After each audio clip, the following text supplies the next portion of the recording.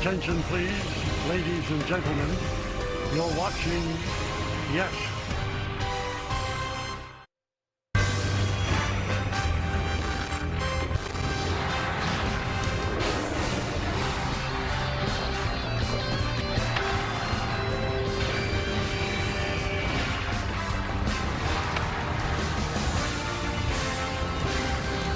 A little Wednesday afternoon baseball in Cleveland, Ohio, as the Yankees go for the sweep. The Yes Network presents New York Yankees baseball. It's the Yankees against the Guardians in the third game of a three-game set from Progressive Field. Hey everybody, Ryan Rucco alongside David Cohn. So happy to be with you this Wednesday afternoon for Yankees baseball on Yes. David, the Yankees have found ways to win games late over the last few days, and one of the reasons has been the big swings of Jazz Chisholm Jr., and he has taken those swings with Aaron Judge's bat. Well, if Aaron Judge can't play, I guess his bat can get into the game, and it certainly has. And it is the right time for Jazz Chisholm Jr. to step up with Aaron Judge on the IL, and indeed he is starting to do that. A big bomb there, rub the genie, because the bottle will produce a moonshot like this in Cleveland. That was a game winner, and watch it and admire it. I mean, when you hit it that high, that is pretty. I mean, 6.5 seconds of hang time on that one. You don't see that too often. So Jazz Chisholm looking good, feeling good, doing good. You take a look at his numbers over the last 21 games, a .291 batting average, a .917 OPS. Meanwhile, today as the Yankees go for the sweep, pretty good pitching matchup between a couple of left-handers. We'll take a look at the Home Depot working on a win pitching matchup. Carlos Rodon, solid numbers on the season. Parker Messick has been really good for Cleveland. Rodon, especially over the last three starts, seems to be rounding into form. He really has. He's looked good. He's been hard to hit. He's staying off the barrel of the bat. The thing about Carlos Rodon is he's almost flying under the radar a little bit. A lot of talk about the young pitching on the Yankees, Cam Schlittler and Will Warren, and certainly Garrett Cole's return. So don't forget about Carlos Rodon. He can dominate games when he's right, and he's looking better and better with each start. You take a look at what he's done over the last three starts, a 1.59 ERA. Well, the Yankee bullpen has been rolling, and our Meredith Marakovitz sits down with the man who locked down the final 5 outs of last night, Fernando Cruz. You'll hear that next here on Yes.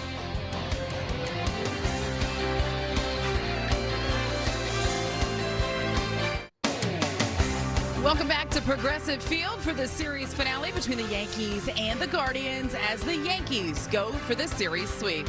Hey everyone, I'm Meredith Marakovitz alongside Fernando Cruz. Fernando, great work out of the bullpen last night, and really over the last 5 games, you guys as a unit are pitching to an ERA under 1. How much pride is there back there in the job that you guys are doing?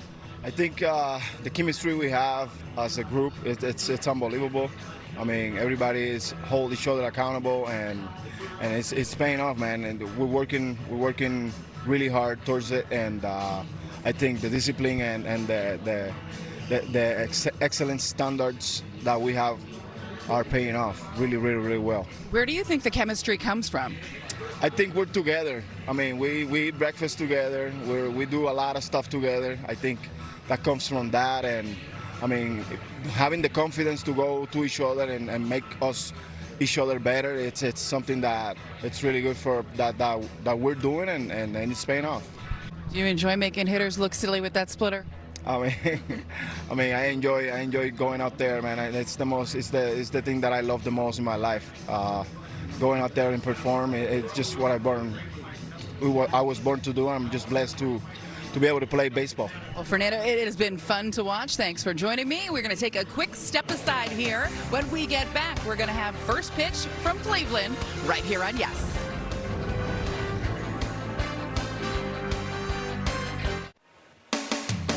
Yankees baseball on Yes is brought to you in part by Montefiore Einstein, the official hospital of the New York Yankees, by Optimum Fiber, famously fast fiber internet, and by Nissan. Hop into a Nissan Rogue and hit the road to adventure. Shop NissanUSA.com. Some of the different big names that have worn both Cleveland and Yankee uniforms throughout the years. Yeah, there's my buddy. CC Sabathia taking us into the start of action today. as the Yankees go for the sweep over the Guardians on a hot afternoon in Cleveland. Let's take a look at the Yankees starting lineup. Paul Goldschmidt has annihilated left-handers. He'll lead off. Then it's Ben Rice, Cody Bellinger, Ahmed Rosario will hit fourth in the lineup today. Trent Grisham fifth. Caballero gets to start in right field. Chisholm, Volpe, and Ali Sanchez round out the Yankees starting lineup. That lineup will face this young lefty, Parker Messick. Be his 14th start on the season, and the numbers are excellent across the board. The kid can pitch. Let's tell you a little bit more about Parker Messick with our Nissan Pitcher Scouting Report. And Youngblood, his 5 seconds of summer right now, Ryan, are really going well. He's at or near the top of several rookie pitching categories. He's a candidate for Rookie of the Year, certainly Rookie Pitcher of the Year, and the best of you. Foo Fighters taught us that one. And the thing about his best is his four-seam fastball, a 163 batting average against. That's second in Major League Baseball, tied with Paul Skeens. And then born this way, well, this kid's been in a pitching lab since he's 7 years old. He grew up in Tampa, grew up in Plant City. You know, he's just a born pitcher. Some guys are made, they want it, they want to be there. This kid's born that way. Terrific stuff again, David, with the songs as the first pitch to Goldschmidt is ball one.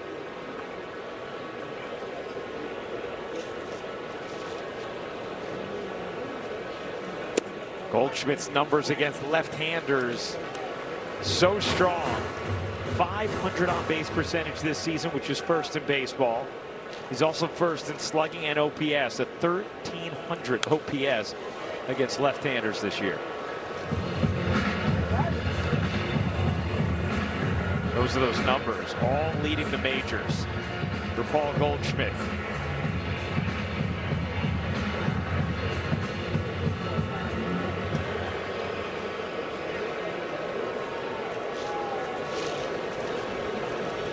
Goldschmidt, it's at hard, but right to short.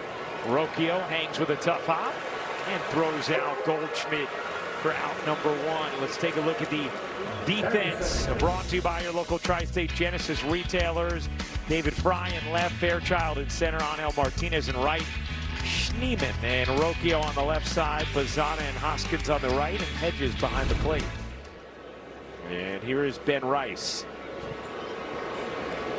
who also has had success against left-handed pitching this season.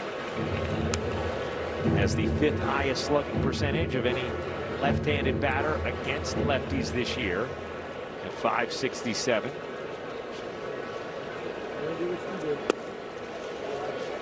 Yankees have won 13 of their last 15 against lefty starters. This is a good one they're facing today, though.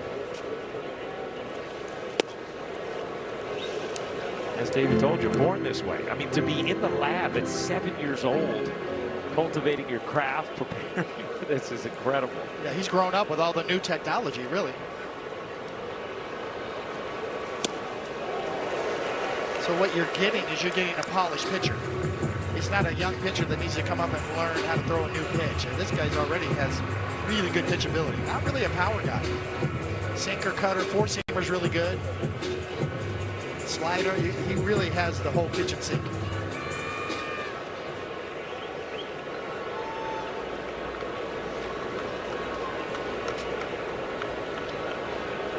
The 2-2. Rice pops it up. Off third. Schneeman makes the catch for the second out. Let's do our umpire scouting report, brought to you by our local Kia dealers. Mark Wegner, hitter friendly. About half of his calls overturned in his 29th season. Saw the scouting report really play out last night as Bellinger takes the ball with Jacob Metz.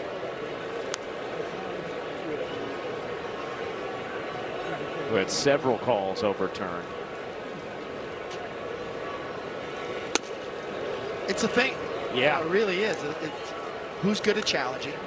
Which umpires are susceptible to be challenged? Are they hitters or pitchers, umpires? That's why our scouting report on the umpires is even more important than ever. Believe me, both sides have that information before the game. They're going into this game knowing what the tendencies are. And probabilities of challenge. Well, Bellinger works a 4-pitch walk.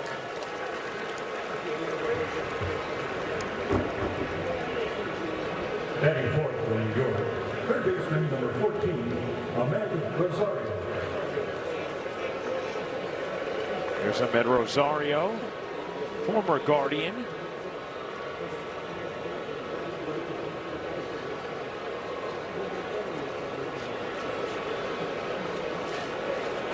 And the start against the lefty in batting cleanup today. He has become a firewall for the Yankees against left-handed pitching.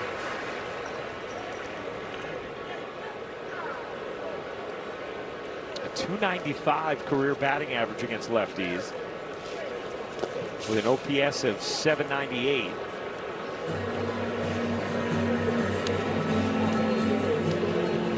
He's just a perfect fit on the Yankees. Just his personality, the way he fits in.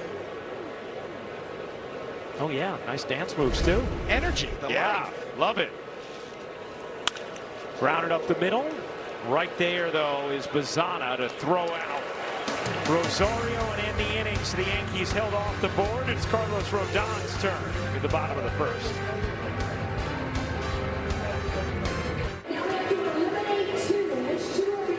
Yankees held off the board at the top of the first. Let's take a look at the Guardians starting lineup. Very right-handed heavy today. Martinez leads off. Jose Ramirez the DH. Then it's Hoskins, Fry, Bazana, Fairchild, Schneemann, Hedges, and Rocchio to round out Cleveland's starting lineup. And towing the slab here at Progressive Field will be Carlos Rodon. You see on the season, good numbers, only one homer given up.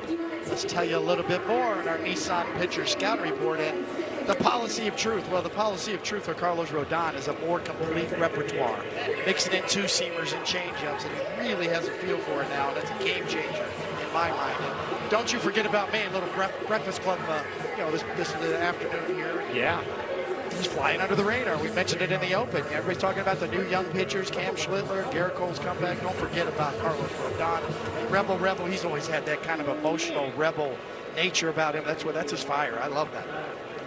He'll face on El Martinez to lead off and deals a strike. Have you ever heard the Bart and Bella's mashup of Don't You Forget About Me from Pitch Perfect? Oh, yes. Oh, it's great. Terrific. Love that movie. Incredible movie. That ball's driven to left field and deep, and that is gone. Absolutely smoked out to left by Anel Martinez. And the Guardians on the board right away. A leadoff home run. It's 1-0 Cleveland.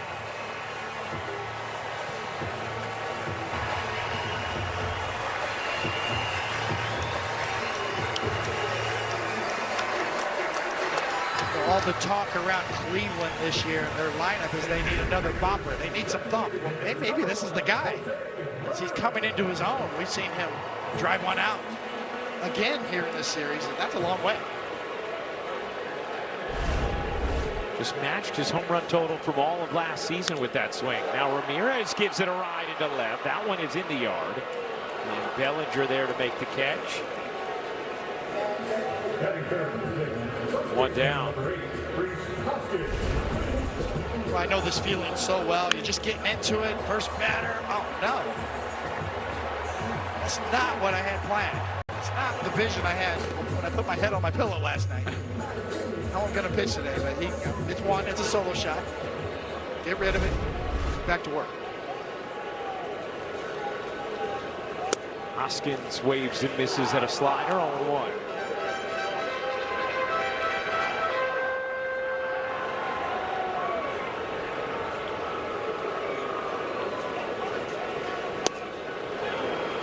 Two.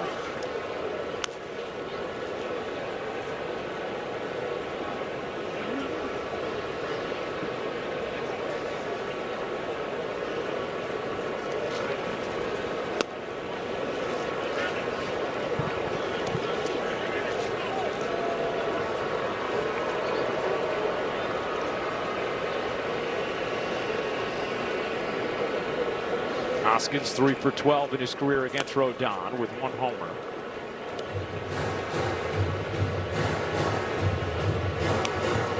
Yankees this year 5-3 when going for the sweep.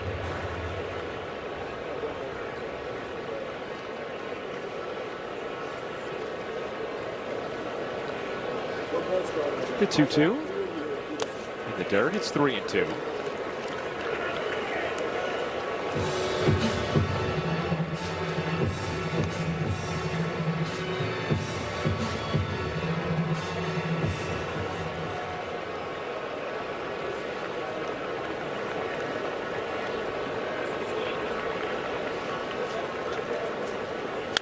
Hit hard right to short, and Volpe gloves it.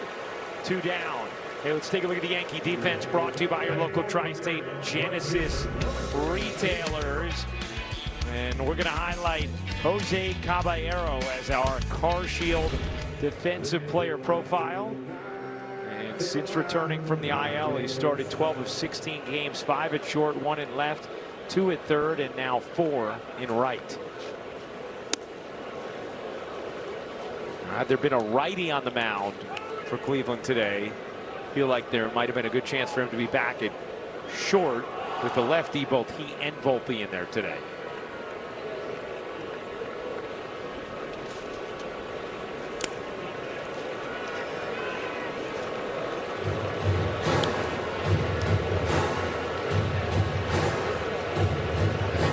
They're linked. There's no two ways about it. They're going to be linked. These two guys are going to be talked about. They're going to be watched.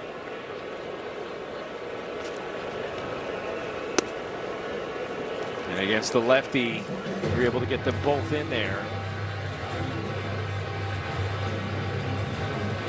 At least for the time being, as the roster is currently constructed, with Volpe at short and then Caballero's versatility to move to the outfield.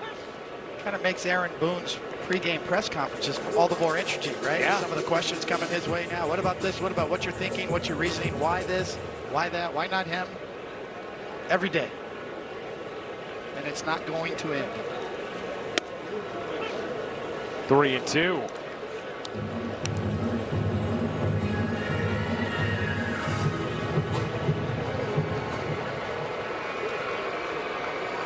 Here's the payoff from Rodon to Fry. Foul back. And still 3-2.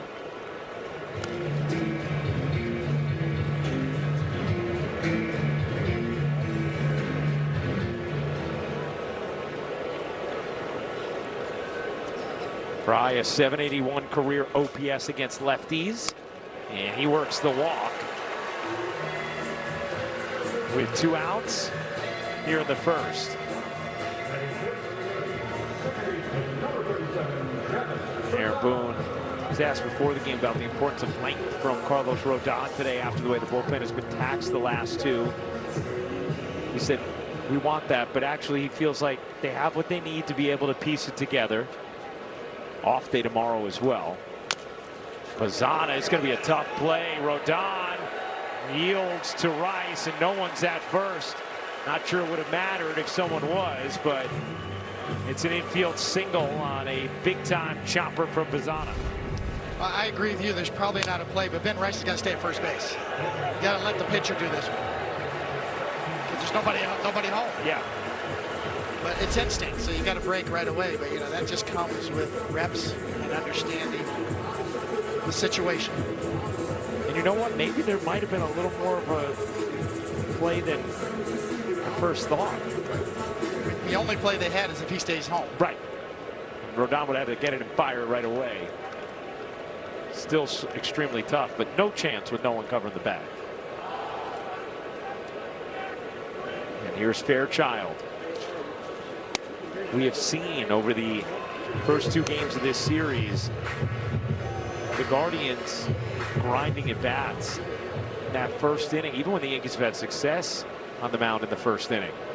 And this is going to be the 19th pitch already for Rodon. Driven in the air, right center and deep.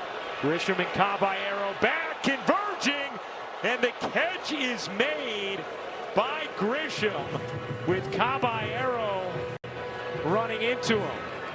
And Grisham jogging right in. We'll see if he's okay. I got it. Whack. Inning over.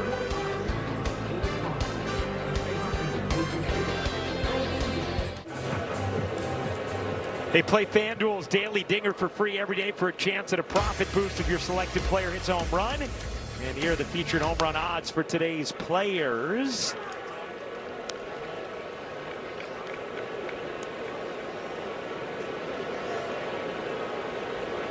By the way, Messick, he works very quickly. Tom Hamilton, the legendary Hall of Fame broadcaster for the Cleveland Guardians, is just, I mean, first of all, you can listen to him all day because he's got the pipes of God. But he was telling us it's not quite Mark Burley fast, but it's pretty close. Yeah, he's well schooled, and there's the Hall of Famer.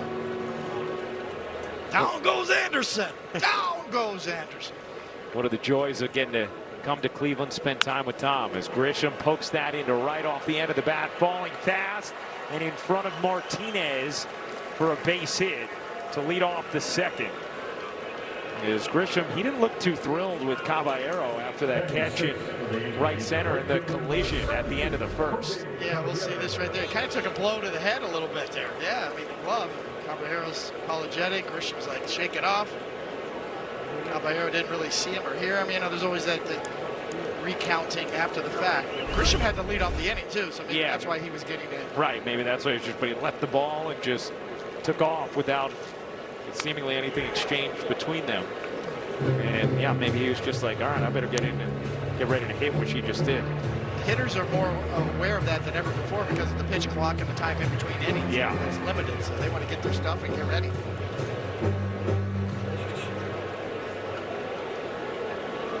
Caballero hit second this inning. But I'm sure Grisham wasn't pleased. Yeah.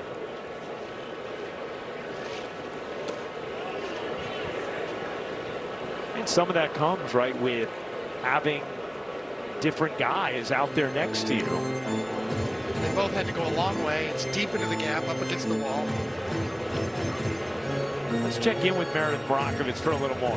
Hey guys, every ballpark is different, every scenario is different, and while Jose Caballero is more than capable of playing right field, you do get used to the guy that's next to you every day. It was a couple of games ago, he was out in right, and he and Grisham almost collided in that one as well. Oh, good bunt there from Caballero. Then the throwaway, and the Yankees are going to have second and third, nobody out, and that's what Caballero can do, making things happen.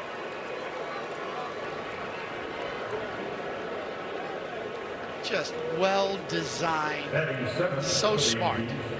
With a left-handed pitcher falling off to the third base side, you push bunt, not drag it, push it. And Messick goes down. Caballero on to second.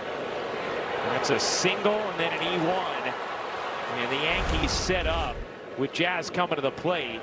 But Meredith, yeah, so this wasn't the first time that we saw this kind of thing happen. Just to put a bow on it, Ryan, they almost collided that one. They had a conversation afterwards. Grisham was saying he was calling it. Caballero didn't necessarily hear him, and he backed off at the last minute when he saw him. As Chisholm rocks that to right and off the wall.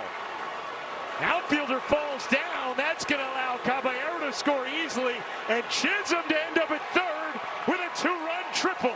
It's 2-1 Yankees.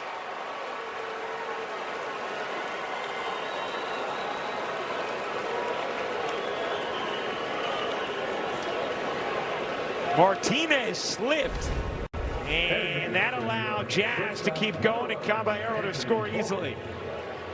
If you hear any noise, it's just Jazz and the boys doing some bopping. And interrupting very rudely Meredith. How dare he? Multiple times now. Jazz heard some noise from this crowd the other day, too, in the fifth inning. It was overrated. It caused him to overswing on a high fastball. Next time he picks up Aaron Judge's bat and hits the home run. He used that bat again today and finds himself at third base. Jazz has been swinging it well lately. You see what a pro Meredith is, tying it all together there? Oh, my goodness. The stuff producers dream of. Adjusting on the fly. That's right. Infield in here for Volpe. With Jazz at third, nobody out. Volpe grounds it to second, and it goes off the glove of Bazana, and everybody's safe as Jazz scores.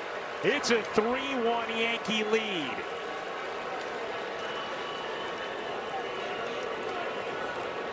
Batting ninth for the Yankees, the catcher, number 39. What is going on? Everybody's falling down. Jazz is not going. Nope, he was anchored. He is now.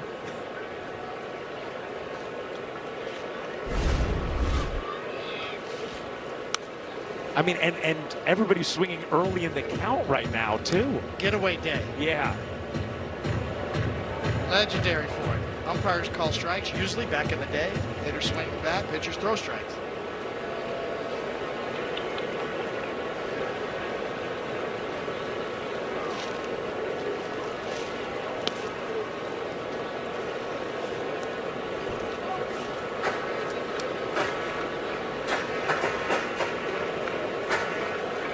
Now, they announced an RBI for Volpe there, but did not look like Jazz was going, if not for the E4. As Sanchez swings through that, 1-2.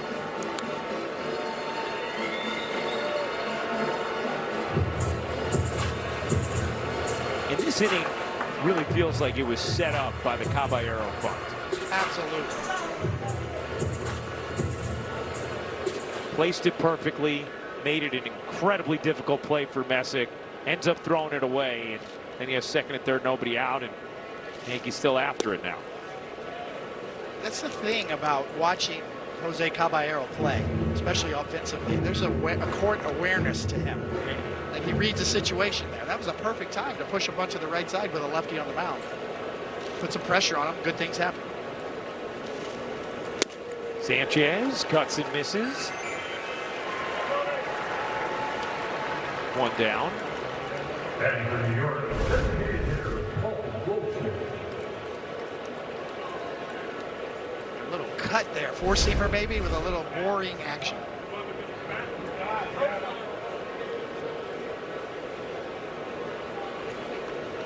And Caballero and Grisham were talking a little bit in the dugout after they both scored. So they didn't have time for that conversation following their collision at the end of the bottom of the first, but they were able to have a little discussion after they both scored at the top of the second. That takes a little sting out of it. Yeah.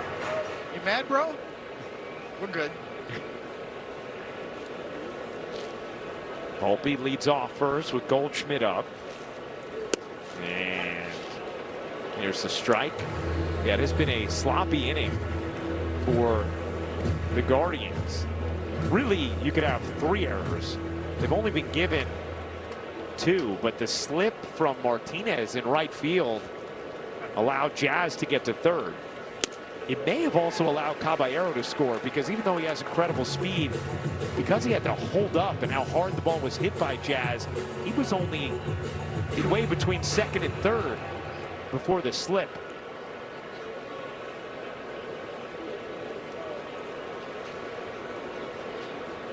The 1-2. And Goldschmidt holds up. Now they take the RBI away from Volpe,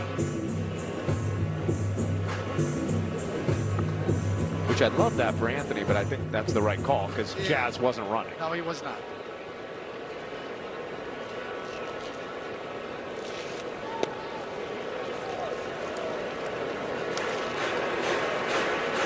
Official scorers get a do-over. Nobody else does, but they.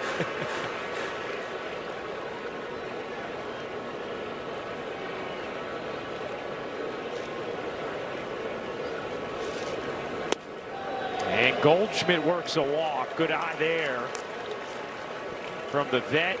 And the Yankees with first and second, 1 out. David, this inning, such a great example of the value of contact. Right? You put the ball in play, things can happen, and they have for the Yankees. Action. Base running, speed. It's a welcome sight to the Yankees offense, who has been, you know, the narrative is around the Yankees, it's all or nothing. Either they homer or they lose. They don't have diversity in their offense. Well, they do now. They have speed. They can force it a little bit.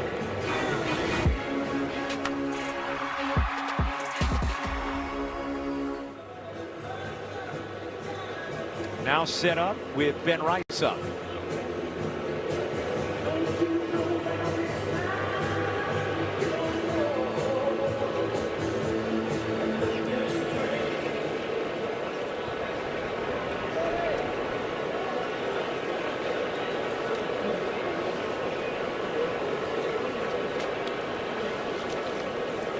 Rice tops that to second. Every play's been an adventure. That one made cleanly as the runners advance. 2 down.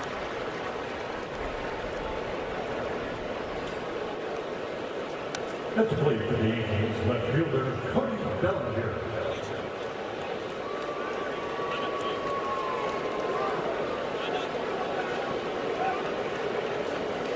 Here's Bellinger.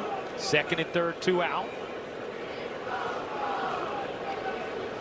3 runs already in for the Yankees here in the second. Trying to complete the sweep of Cleveland. And ball 1 to Belly. .316 average this season with runners in scoring position.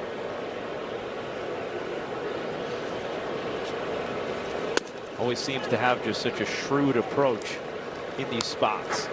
This could be a real backbreaker for Parker Messick, too, if Bellinger comes through right here with 2 RBIs.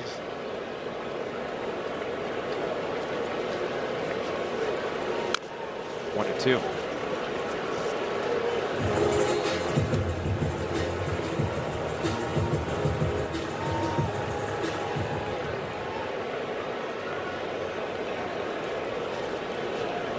The pitch popped up left field. Fry back, drifting now, and is there to make the catch for the final out for the Yankees. Put 3 on the board. Chisholm with a triple. The Guardians with a slip. Volpe puts it in play. The Guardians boot it. It's 3-1 Yanks. Today's injury report brought to you by Montefiore Einstein, the official hospital of the New York Yankees. See Jason Dominguez, 3 for 10 and 3 rehab games started in right field last night. As we check in with Meredith. Ryan, I think it's worth noting that that is just the second time in his professional career that he played right field. Aaron Boone saying earlier today, all reports are that he felt comfortable out there, looked pretty good. Also noteworthy, 3 for 3, hit a home run from the right side, so a little production offensively. Now, I asked Aaron Boone, once he is ready to come off the IL, if he'll automatically be added to this roster, and he said, we're just going to have to wait and see, but it doesn't seem like it'll be too long until he is actually an option. Also noteworthy when it comes to injuries, Austin Wells resumed baseball activity today. Aaron Boone saying that those tests that he had earlier in the week all came back pretty favorably. No real plan when it comes to a return for Wells, but the fact that he's starting something, Ryan, certainly a good sign for Wells. Yes, that is a good sign. I'm sure Garrett Cole looking forward to getting his catcher back there as well. Swing and a miss, 2-2. It's hard to describe the comfortable feeling you have with a catcher. Yeah. I had that with Joe Girardi, where there's just a trust factor there. It takes a level of worry off of your mind.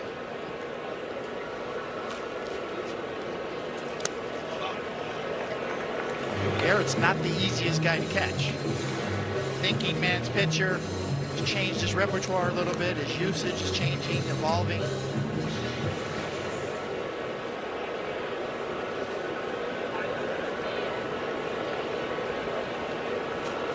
The 3-2 in there for a strike. Four-seamer painted it perfectly. First strikeout of the day for Rodon. At the knees on the black. Has worked for over 100 years. Meredith has a little bit more on Carlos Rodon throwing Ali Sanchez today. Well, David was just talking about the relationship between pitcher and catcher. Well, this is the first time that Carlos Rodon is throwing to Ali Sanchez. When I spoke to Sanchez in the dugout earlier today, he said he did catch a bullpen during spring training. When Rodon was rehabbing at AAA, he was not behind the plate, but he was dialed in. He said that in combination with the little touch and feel session yesterday, which is essentially a low-intensity bullpen session here in Cleveland, he felt like he has a good idea of not only his stuff, but what he likes to do when he is on the mound. In addition to that, guys, he said he watched a tremendous amount of video just trying to prepare himself for this opportunity this afternoon. Really good stuff, Meredith. As that's fouled back here. Sanchez can catch. He's got some big league experience, obviously. He's been around the block a little bit, so he's a nice option to come up and fill in. You're not worried about him defensively.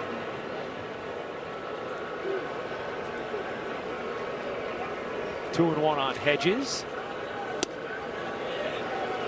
Did he go? Yes, he did. 2-2. Mark Wagner's a little tardy with his deliveries, you know? Like, yeah, you do. All right. Thinking about it, right? Yeah. Carlos Rodon saying, what's going on, man?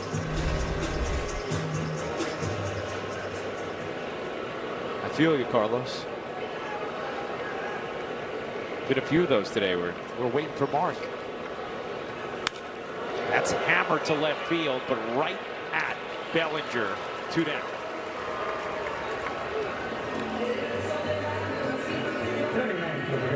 Shortstop number 4, Brian Rosier.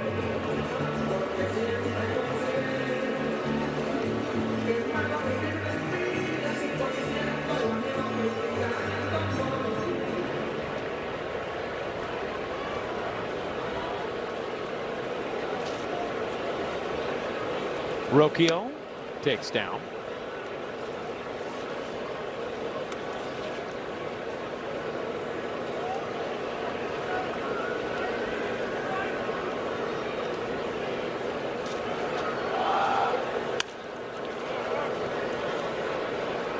We tend to overlook little things, you know. Yankees take the lead, a 1-2-3 inning, get your team back in the dugout, hot day. 1-2-3 innings are kind of a commodity in this series. Oh, right? my goodness, you ain't kidding. I mean, last night, we went from the bottom of the first until the top of the ninth without a 1-2-3 inning. And those were the only 2 1-2-3 innings. Well, this would be a good one here if Rodon can close it off. 2-2.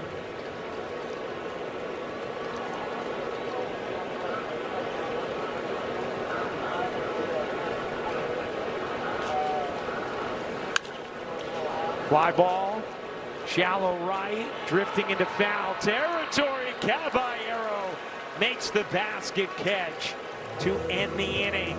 So there it is, the rare 1-2-3 inning in this series. Rodon delivers it after the Yankees deliver him 3 runs.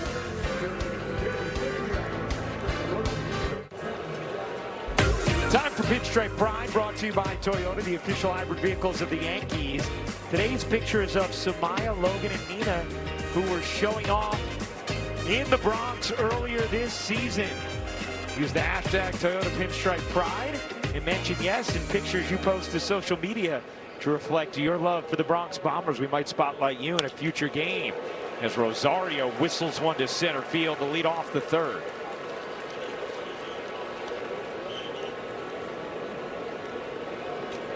Batting for the Yankees, center fielder Trent Grisham.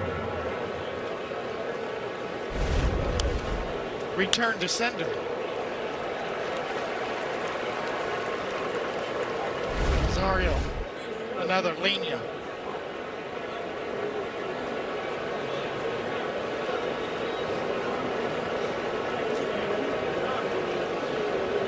Here's Trent Grisham. His single in the second started the Yankee rally. Jazz's 2-run triple, the big swing in the second.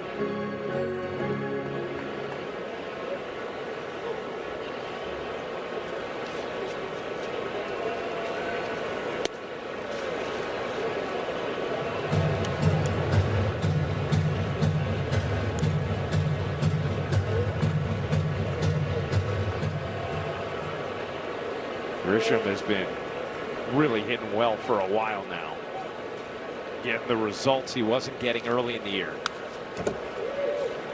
And I know sometimes for fans it can be exhausting when someone's struggling and not getting results to hear about the under the hood numbers over and over again. But when you see then the results come for a guy like Grisham, you understand the validity of them.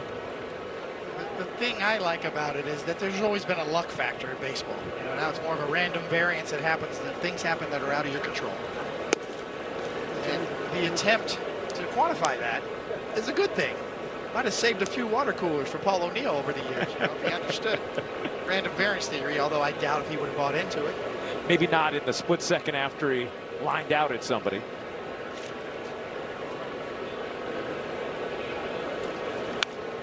Grisham again, a good swing, fouls it straight back.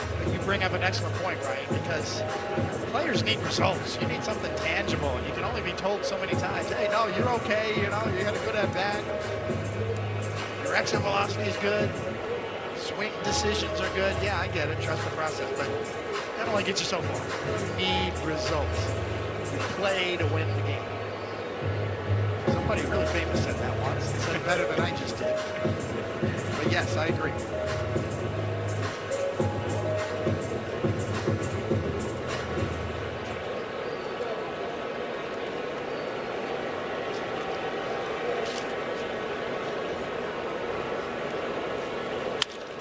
Grounded weakly to third. Fry bobbled it for a moment and was only going to have Rosario anyway. Fielder's choice.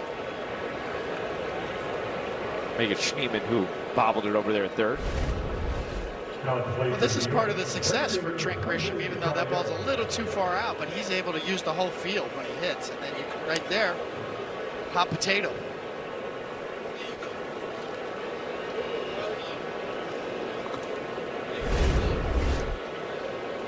It was Herm Edwards who said, yes, Herm. You play to win the game. Great.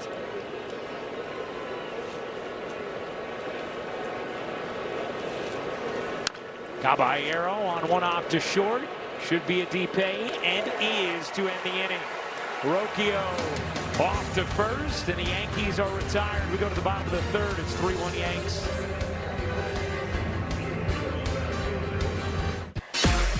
Time for the exit velocity presented by Spectrum. Angel Martinez, 106 miles per hour off the bat to lead off the game. 11 home runs in 64 games this year. He had 11 in 139 last year.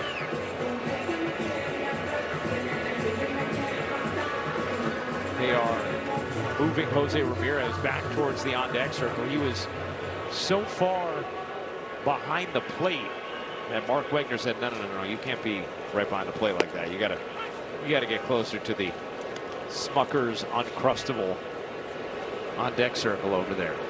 I can eat about a half a dozen of those right now. Oh, it's a beautiful combination of peanut butter and grape jelly.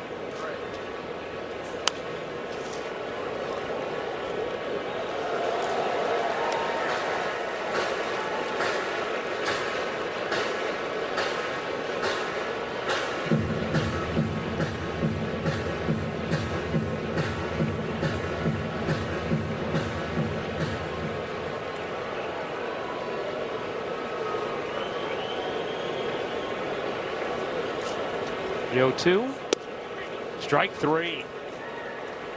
A heater looking, and Martinez retired to lead off the third. The guy who hit the home run off of you on an 0-2 pitch crossed him up, right? You think he's going to trick him, he's going to throw the slider? Nope.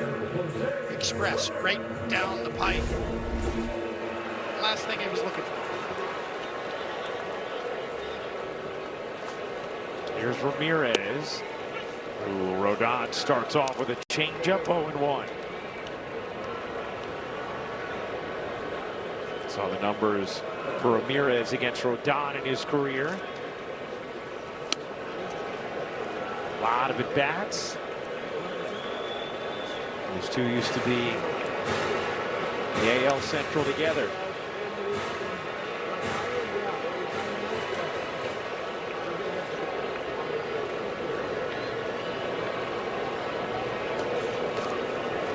The 1-1. Tapped weakly to short. Volpe picks the hop. Fires. Not in time or accurate. Throw gets away, and Ramirez is going to be awarded second base with what will likely be an infield single and then an E6. Well, Ramirez puts that kind of pressure on you. The minute the high hop comes, he's busting it. He can get it. Volpe knows that. Kind of gator arms it over there and yanks it. Got to do it now. You can kind of see a palm ball. He didn't get a good grip on that. I'm not sure. Might have had a shot at him. Sometimes you go to grip it out of your glove and you can't get your hand on the ball properly. You're rushed.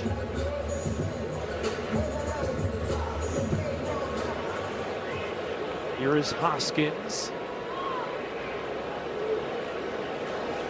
After the E6, Ramirez at second, and a strike from Rodon with a curve.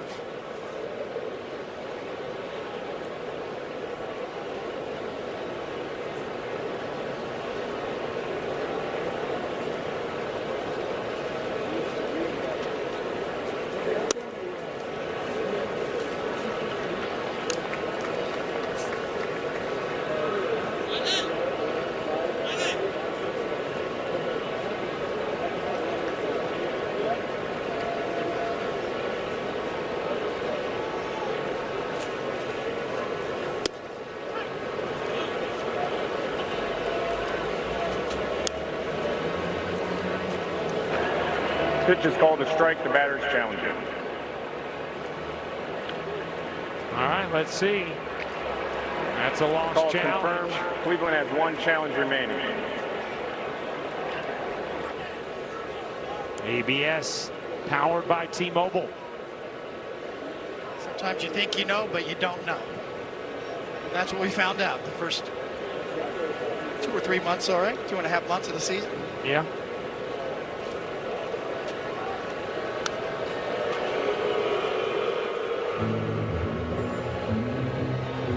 Word's out.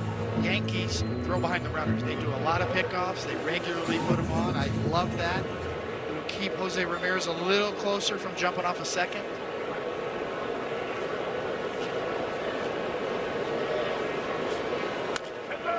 Oof. That one smacked down the camera well. Cow. That Yeah. was dangerous.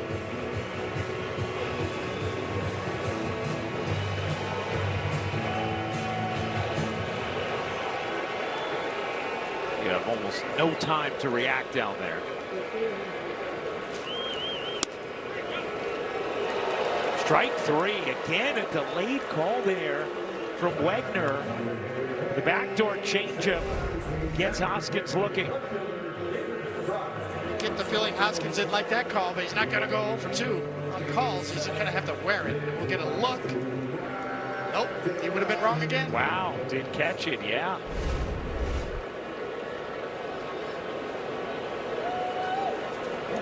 Here is Fry. 1-0.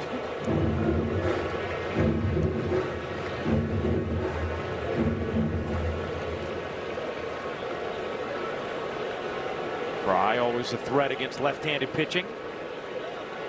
2 down here in the bottom of the third. Yankees a 3-1 lead. Now count 1-1 as Sanchez took a painful tip.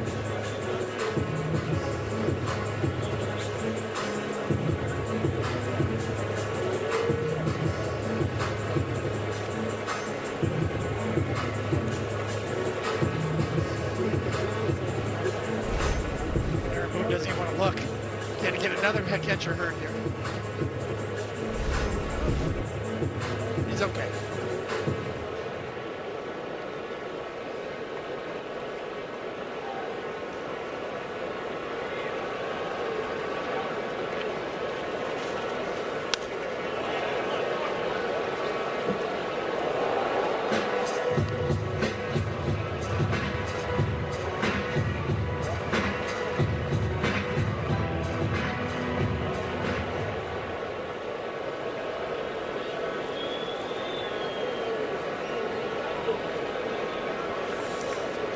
Rodon a check at second.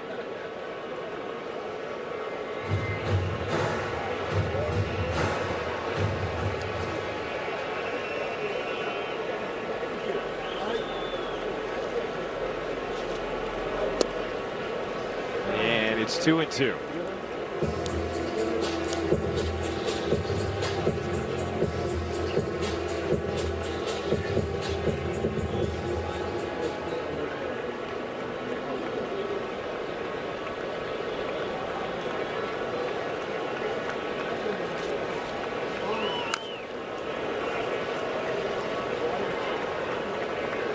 This sort of sequence is showing the evolution of Carlos out there. Back-to-back changeups. This year's with the White Sox, and then subsequently with the Giants, were just dominant. 4-seam fastballs up and sliders down, and now he's turned the corner. Get the winning pitch at any time. What does he go to here on a 2-2? Went upstairs with a heater and got him. Third strikeout of the inning for Rodon, and he strands Ramirez at second. We go to the fourth. 3-1 Yankees.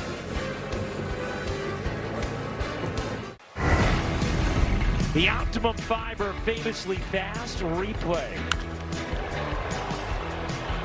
Well, that blast would have been a home run in 1 out of 30 parks. I thought for a minute here we went to a baseball game and a roller derby match broke out there. The collisions, we got guys falling, trying to play baseball and roller skates out here. Jazz batting 300 since going to Giancarlo's pants. 22 games with them. Been a lot happening in this series, David. You know, these teams have a history. I mean, obviously Cleveland, the Guardians have a long history here in Cleveland, and the Yankees do as well, including postseason history and recent postseason history. And there may be more this year.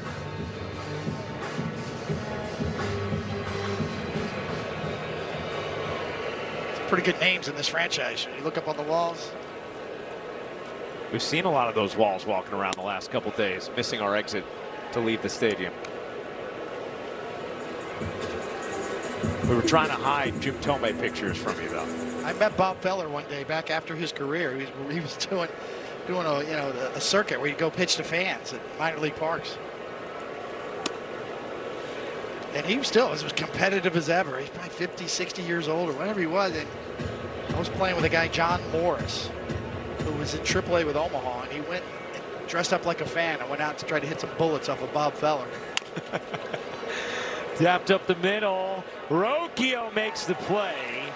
Nicely done to retire Jazz. 1 away. Hey fans, when you get Gotham, you get live games and exclusive Yankees content. Download the Gotham Sports app to stream highlights, features, podcasts, original series, and so much more. If you get Yes on TV, then you get the Gotham Sports app for free, so download and sign in today.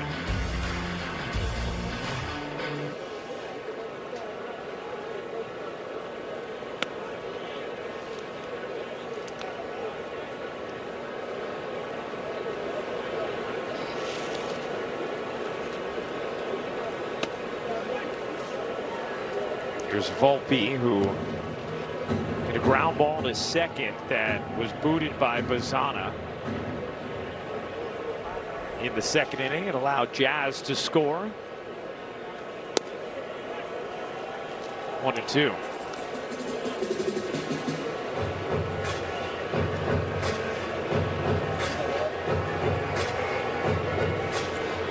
I really love Messing's style, though. Right, working for. Look at him. He's ready to throw the ball. Let's go. That's how you teach. That's how you should teach kids. Get the ball back from the catcher. Let's go. I'm right back on the rubber. Yeah. Love that. Volpe rolls it slowly to short. Rocchio. 2 gone. Here's some Bob Feller footage for you, David. He's just an utter legend. Loved the game. Pitched way beyond his career. Was legendary for the hard thrower. Fastball. If you don't know a lot about Bob Feller, go down a rabbit hole and go to Google and show the time when he was in a suit, throwing the ball 90 miles an hour with a racing motorcycle by before the radar guns. He still had his tie on. He took his sport coat off. The motorcycle goes racing by and he tries to time it to release the ball to measure the speed of the pitch. Motorcycle was going over 90.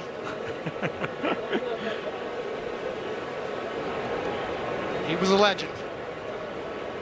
Number 19 hangs proudly here. Actually met him the first Yankee spring training where I ever covered them. I was a sophomore at WFUV, our radio station at Fordham, and went on a road trip to Cleveland to the Cleveland spring training facility, which Sweeney Murdy drove me and my roommate Bobby Coyle. Sweeney was the best. Feller was there, and I'll never forget when we pulled up. Joe Torre was walking in, and he said, Mr. Torrey, welcome to the Wigwam. Nice. And he held court with Joe and others for a while. Sanchez did not go around, stays right here.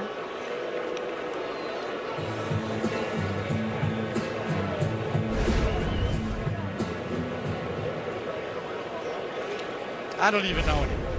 I give up. Been a little bit of everything this series, as Sanchez leaves no doubt on that swing and miss. We go to the bottom of the fourth. The Yankees with a 3-1 lead.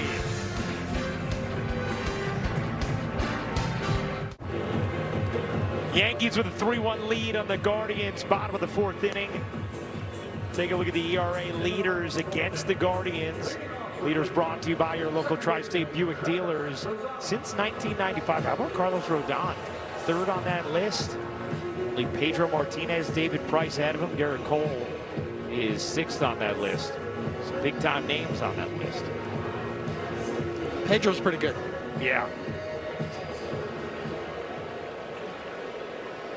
Those games against Pedro, every one of them felt like an event.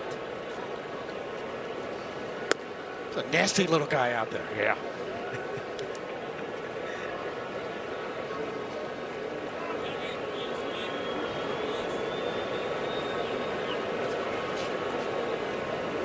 Talk about personalities being good for the game.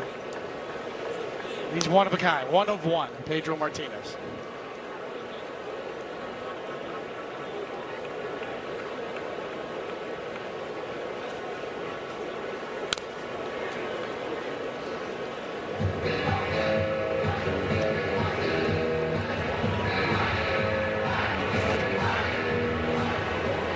Just chilling, waiting for the next time.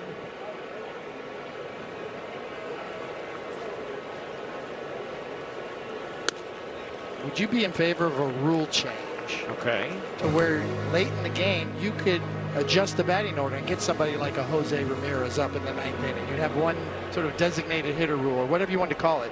Game on the line. Okay, I want him to hit right now. I no. And I understand why it would create incredible intrigue and there'd be drama and it'd be awesome for television, but I don't think close, tight, late games need that. I think they're already so compelling when it comes to baseball. The magic at bat or whatever their terminology they use. That's outside for a ball. Let's take a look at the pitch arsenal for Carlos Rodon, powered by Google Cloud. StatCast 3D, powered by Google Cloud. And here's the arsenal.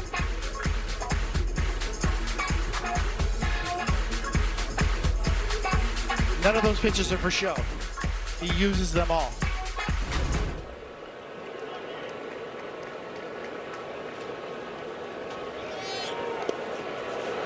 Oh, no chance there. Huge jump from Bazana. And he steals second easily.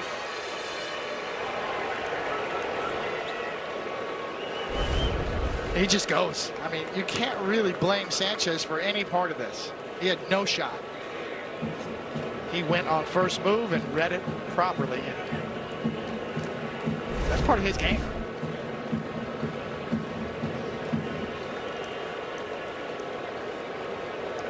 Here's Fairchild. 1-0 count. Rodon taking a moment.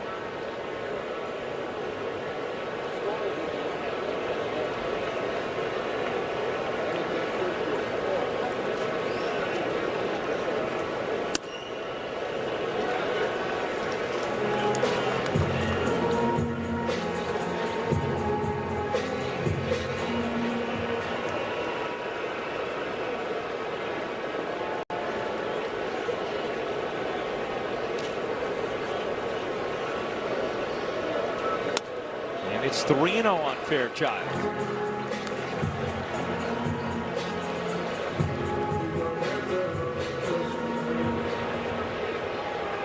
Schneemann is on deck.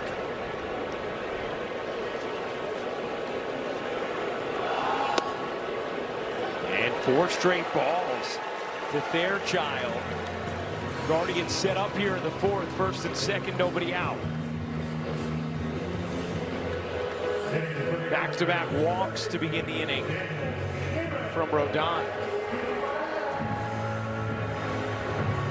Well, we've seen a lot of improvement from Rodon start to start, but the last piece of the puzzle is his normal command.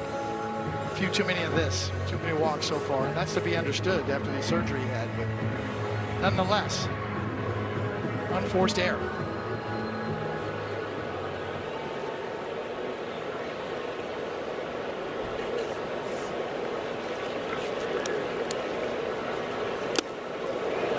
Cut on it, tipped into the glove, 0-1.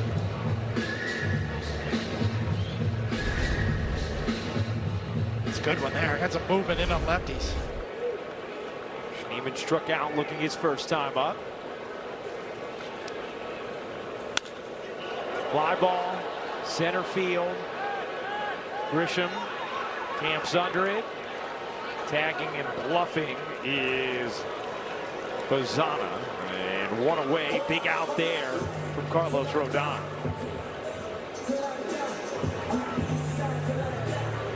Good read by Grisham there, kind of under the radar.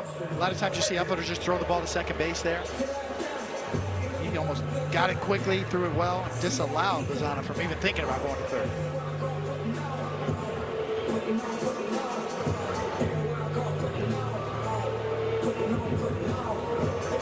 Here's Hedges, lined out to the left, his first time up.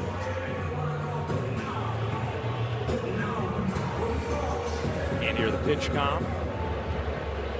Carlos Rodon. They need another one. Now he gets it. I have that same problem up in the booth. I don't get my mic close enough to my mouth or something. I think I need a new battery. I gotta speak louder. What do I gotta do, Brian? No, I've heard you beautifully all series long, all season long. I'm choking on the microphone right now.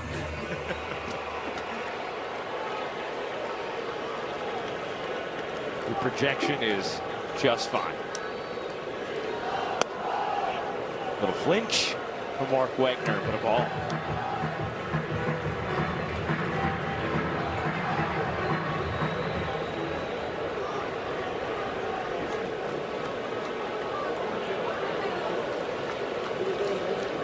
Yankees with a 3-1 lead. 1-1. On Hedges.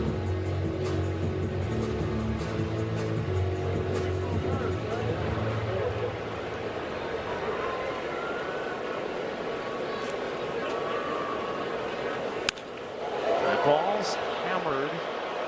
Foul. 1-2.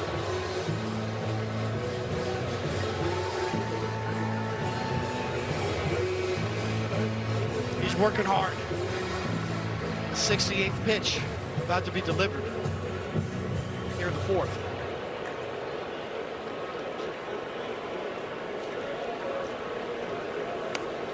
That's just been, I mean, every single guy against the Guardians has had to really labor. You know, for as meek as the offensive production is on the whole for Cleveland, their bats are tough. Agreed. That's part of their DNA.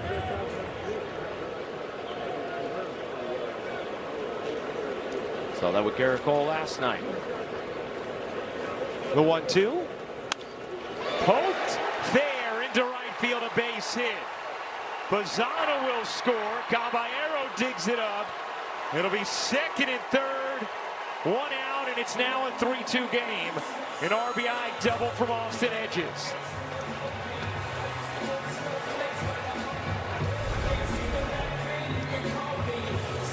Really a short, compact swing, just serves it the other way. Give Hedges credit there. He's thinking one thing, just shoot the ball the other way, and he does.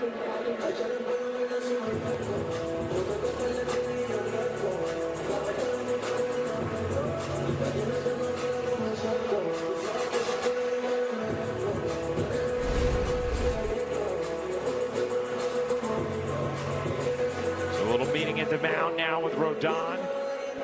Again, it's just such a labor It's kind of interesting meeting, though. Jazz Chisholm kind of taking charge of that, almost trying to encourage Carlos Rodon. All the infielders converged. Kind of like that. Tino Martinez was that guy for me. He hit my face a little bit. Hey, shake it off. Let's go.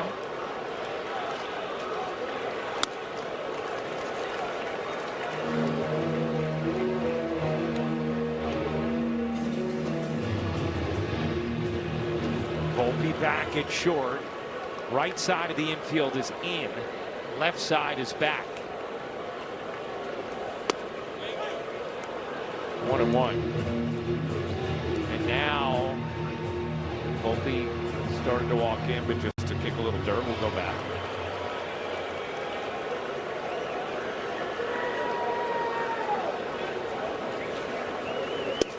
Swing and a miss, 1-2.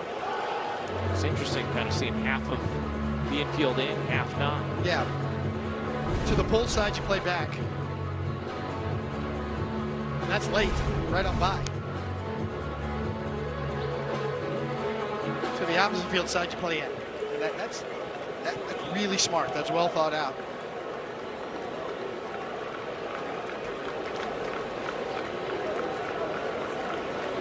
The 1-2. Fouled straight back. Good swing there from Rocchio.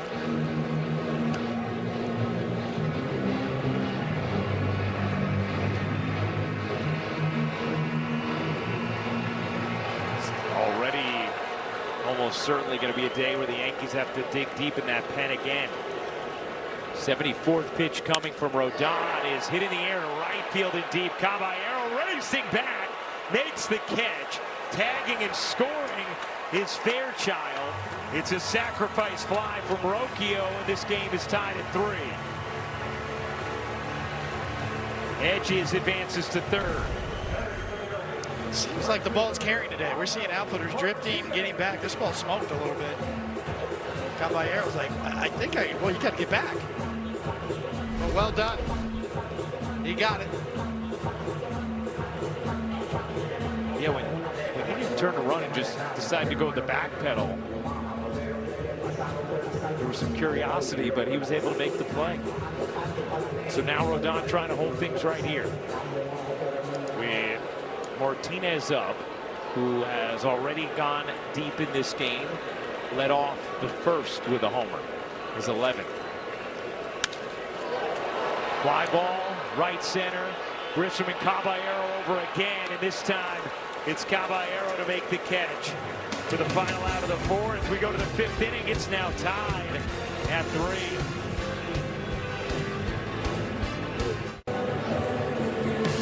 Play FanDuel's Daily Dinger for free every day for a chance at a profit boost if your selected player hits a home run. Here are the featured home run odds for today's players.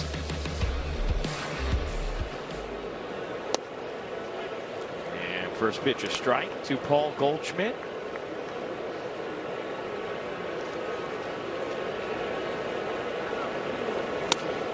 Three game now.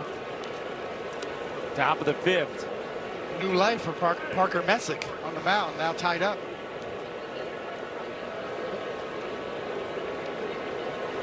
Yankees scored 3 in the 2nd. And you talked about it, they felt like they had a chance for, it was a knockout blow against it with Bellinger up in 2nd and 3rd. Did not get in those final 2 runs, but nursed a 3-1 lead for a little while, and then last inning the Guardians able to put up 2 after the back-to-back walks to lead off the inning from Rodon.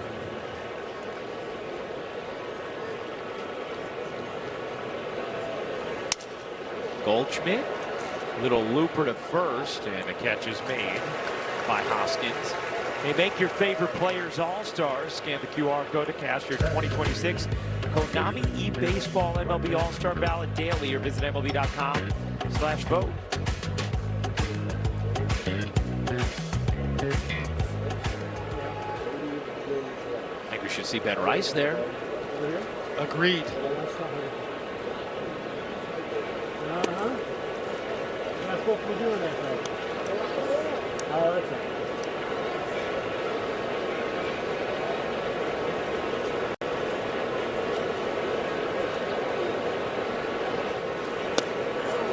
wave there, 1-1. I mentioned Parker Messick from Plant City, Florida. Learned how to pitch down there. That's a dandy little slider right up the plate. Plant City High School, his junior year, he won the Wade Boggs Athletic Achievement Award. The Wade Boggs connection, did not have that on my bingo. How about card. that? Yes. Yeah. Parker Messick, Wade Boggs.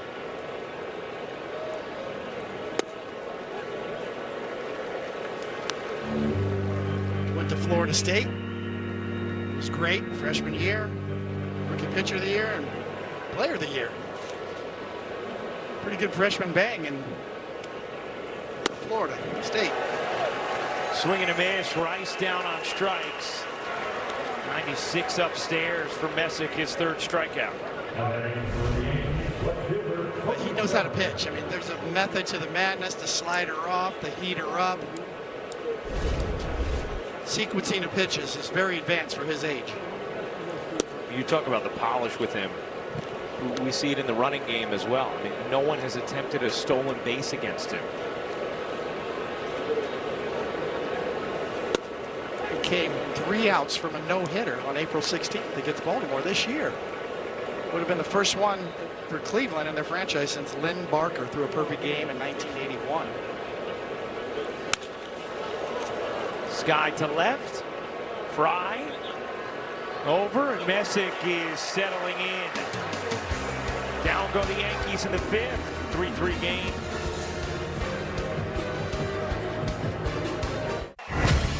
The Yankees have seen some adventure in right center field already today. First inning, Grisham and Caballero collide. And Caballero saying I couldn't hear him. Then the 4th inning, a ball to right center field. And you can see Grisham pull back. Caballero at it. And then those two talking about it on the way into the dugout. Grisham pulled the ripcord right there, right? Yeah.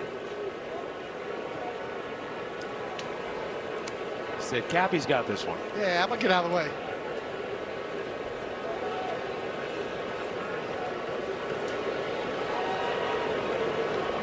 Ramirez, 1 for 2 with an infield single.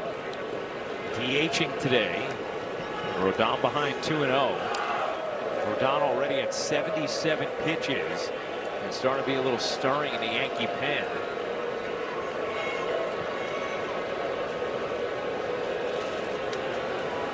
Swing and a miss from Ramirez. 2-1.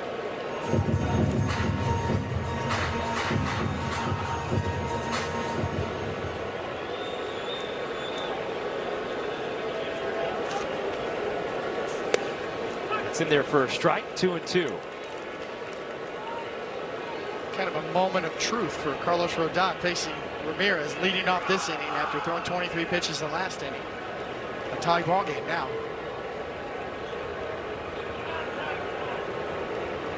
Ramirez will call time. This at bat may go a long way towards who gets momentum in this game.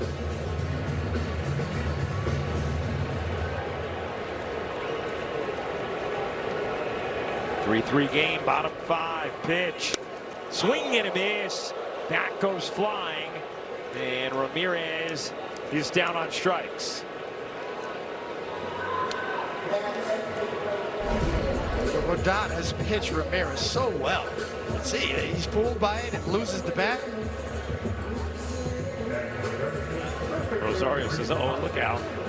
Rosario's been in a dancing move today. Saw it at the plate. See it at third. Yes. It's got some moves. Has a lot of fun playing the game. Love that.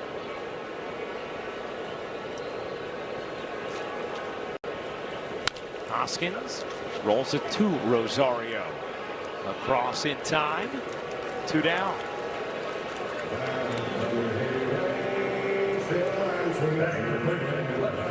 Now you start thinking, all right, if Rodon can get a quick out here, could he end up getting through the 6th? Absolutely. Restoring order on his side of the ledger.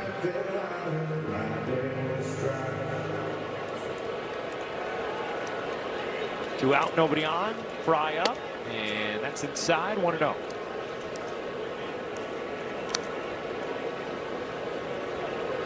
Yankees have both of their ABS challenges still available. Cleveland has one of theirs. Right to Rosario, and that is exactly the kind of inning that Rodon needed. An efficient 1-2-3. We go to the 6th, tied at 3.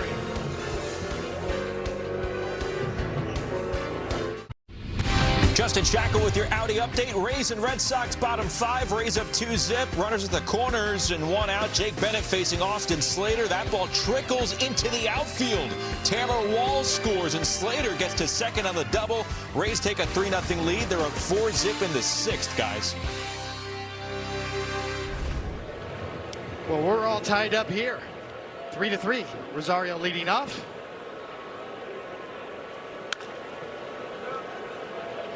And Parker Messick, the Cleveland starter, has got new life. He had a good inning last inning. He's back in it.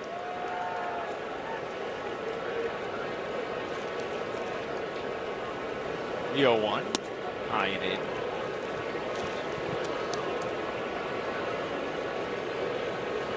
Got 80 pitches. His pitch count at a decent place as well.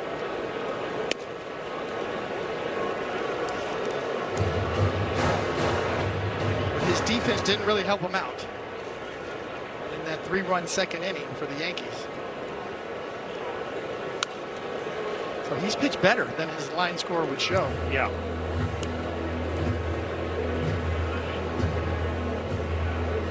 Two errors that inning. One of them from him on a throw on the Caballero bunt. Could have been a third error with the slip from Martinez in right. Rosario battling here.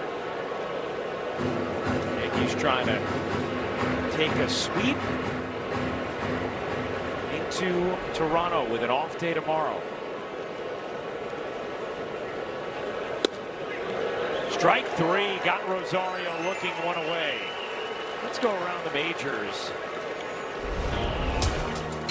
Freddie Freeman, his 2,500th career hit last night, leads active players. Braden Montgomery, a walk-off home run in his major league debut, just the 5th player all time, and it has been a struggle over the last 27 games for Vladito. I think the odds are pretty strong that Freddie Freeman will reach 3,000 hits. 2,500 now. Still looks great. Yep. I'm betting the over on 3,000 for Freddie.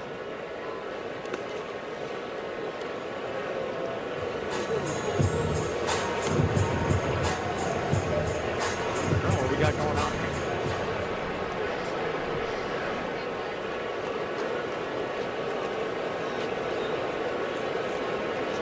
The 1-1. Now straight back.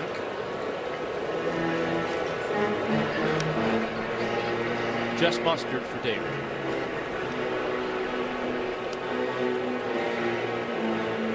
Maybe a little sauerkraut. Take your suggestion. Yeah, okay. Just for the gut health. Gut health. Not sure what that means, but okay, I'm down. Grisham grounds it foul.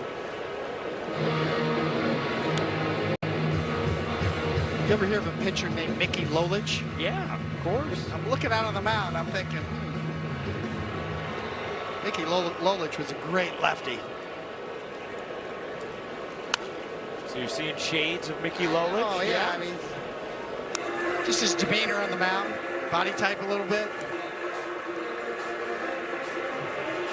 Mickey Lolich was fantastic. World Series MVP. Yes.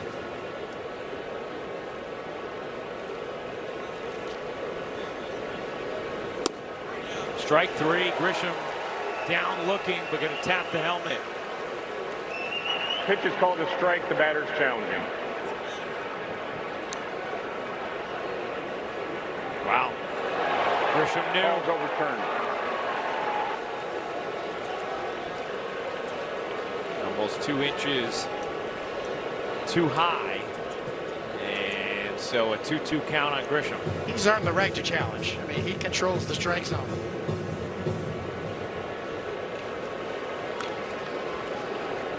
So another chance here for Grisham.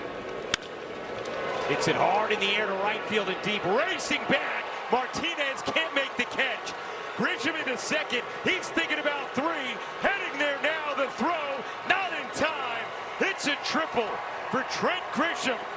A successful challenge and a successful knock. And the Yankees are set up here in the sixth. Talk about pulling a rabbit out of your hat. You go from a K to a triple.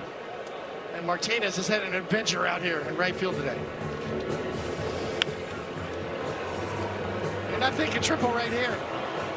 You are right now.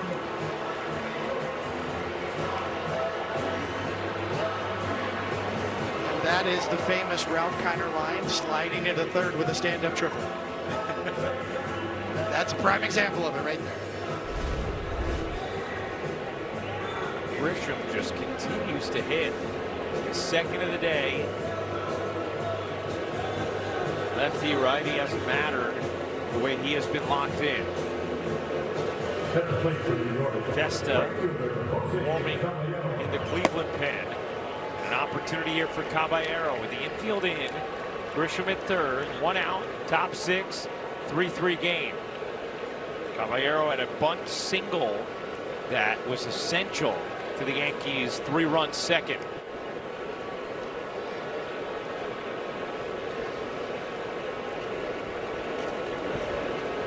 Messick deals. Caballero bunts and bunts it foul.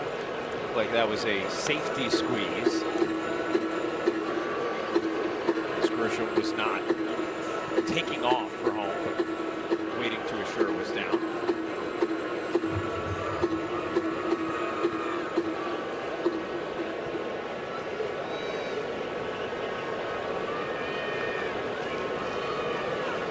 The 0-1. Caballero drives that to left field, down the line. Fry coming in, makes the catch. Here comes Grisham. Here's the throw up the line. Grisham is safe. Oh, what a slide from Trent Grisham. And the Yankees take a 4-3 lead.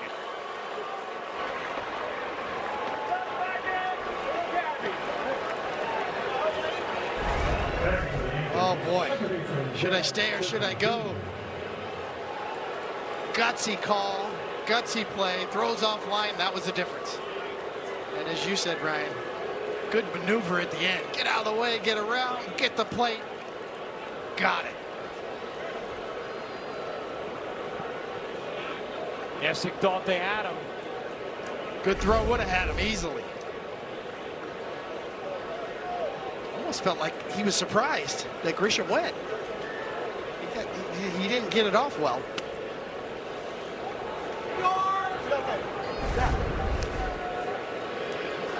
The Jazz in the back directing him towards the first base side to slide that way.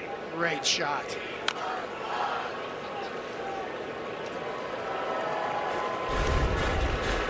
It makes a difference. And you just saw it right there. That's why you see that reaction from both of those guys.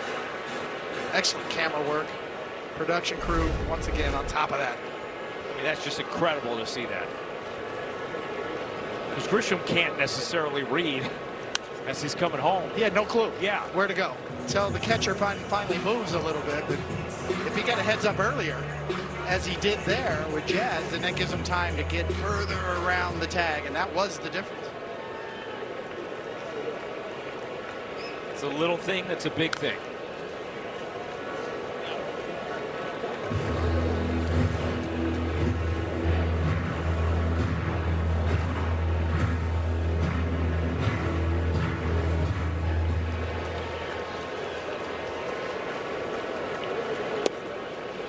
Two and two on Jazz.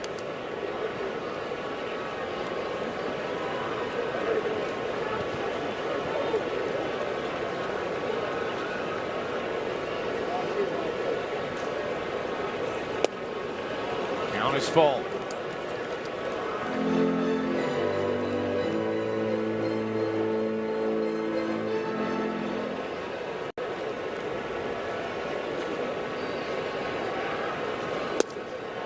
Chisholm works a walk.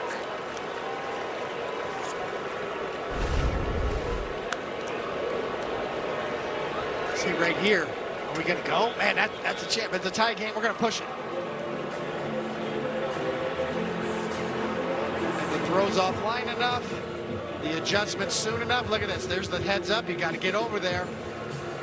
That really was the difference. That shot showed you right there because Grisham, he didn't react when he saw the catcher at first kind of go off the line to catch it. Jazz alerted him. He listened.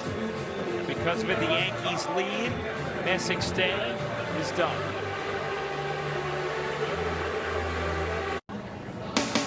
Yankees Baseball on Yes is brought to you in part by your local tri-state Genesis retailers. Learn more at genesis.com.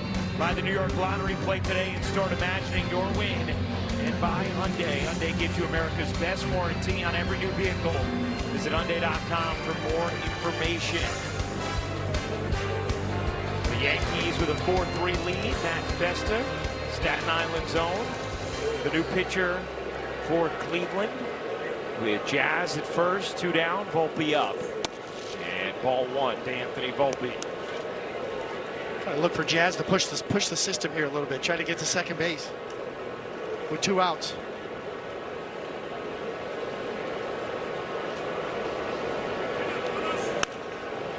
Volpe fouls that off. Trying to get a read, get a jump.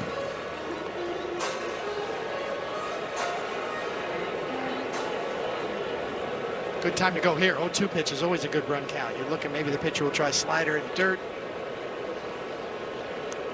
Cleveland's thinking the same thing.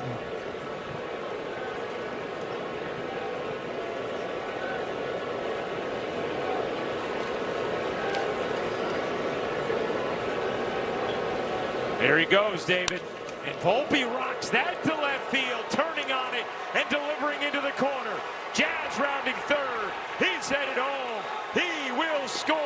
It is a much-needed RBI double for Anthony Volpe, and the Yankees lead is 5-3. Jazz Chisholm running on a 1-1 count, rather, and Anthony Volpe drilling this hanging kind of cutter slider down in the corner. And as soon as Jazz picks it up, it's going to be easy for him to scoot on home with that speed.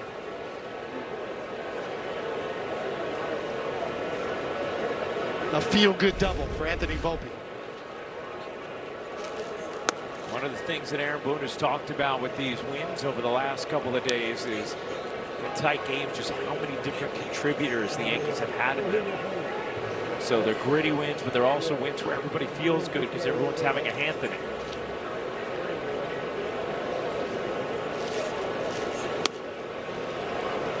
And when you consider, too, Ryan, to your point, that Aaron Judge is out. Right, exactly. And everybody talks about the old cliche, somebody else has got to step up. Well, that's kind of what's happened. And it's been a while since the Yankees have been able to survive those stretches without Judge. And so obviously there's a long runway ahead of them without Aaron, unfortunately, but off to an encouraging start. Sanchez works the walk.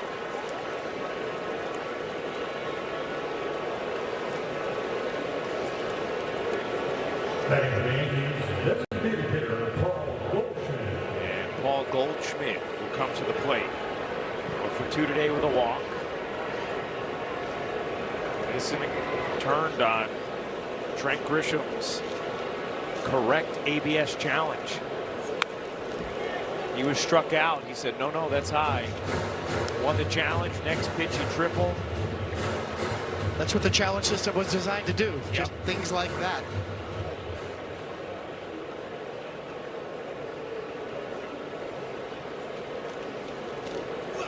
I am in on Goldschmidt.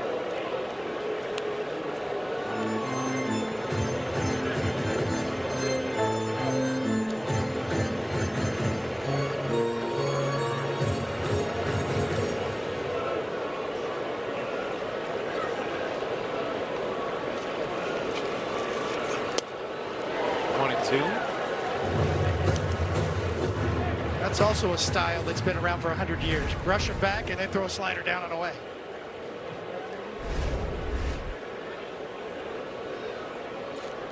Pitch. I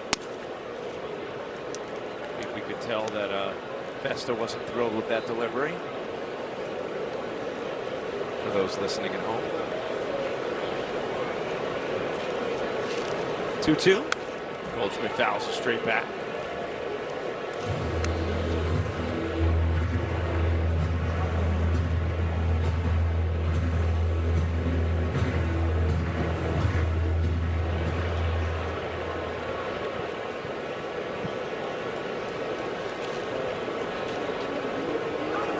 Runners going as Goldschmidt rips that to right center field. Volpe will score easily. To third goes Sanchez. It's an RBI single for Paul Goldschmidt. And the Yankee lead is now 6-3. Again, Goldschmidt clutching up. We said it last night, Ryan. Kind of shades of his MVP years. Kind of looking kind of like that guy again, to a certain extent. He's always been clutch. Coming up big for the Yankees right now. Gary Phillips did an awesome story in the Daily News on Paul Goldschmidt over the last couple of days, where he got a variety of quotes from Paul's teammates talking about him. And you could just see in their words the incredible reverence they have for him and the way he tangibly helps them.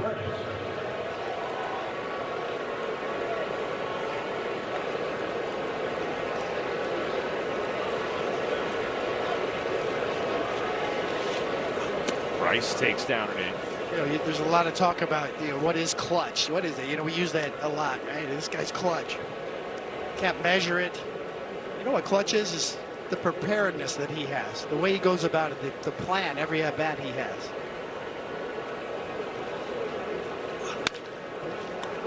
Chop to first. Hoskins will tap the bag, and that will end the inning. The Yankees put up 3 runs and take a 6-3 lead into the bottom of the 6th. Time for Name That Yankee, brought to you by Prevagen, made for your brain. A difficulty level of 7. Starters career in Cleveland. The Padres, Braves, Yankees, and finally the Orioles. 5.09 ERA. It's hard to stay around that long with a 5.09 ERA. At least back then it was. Yeah.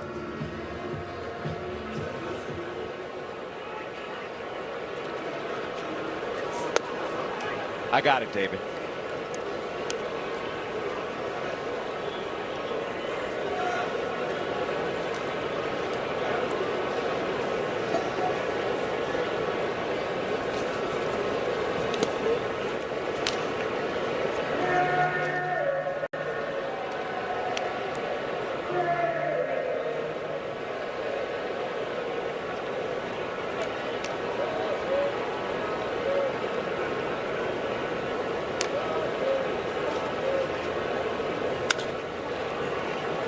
Carlos Rodon, who looked like he was on his last legs in the 4th, was able to escape that, and then after giving up 2 runs, but get out of that, have a quick 5th, and now has 3 runs of support and a strikeout to begin the 6th. It's been a bit of a slugfest between the starting pitchers, Rodon's on top, and then Messick gets back in, and he looks good, and now Rodon's back on top, and now he's on his game. And Messick's already hit the showers. The 6th Yankees strikeout, brought to you by your local Tri-State Audi dealers.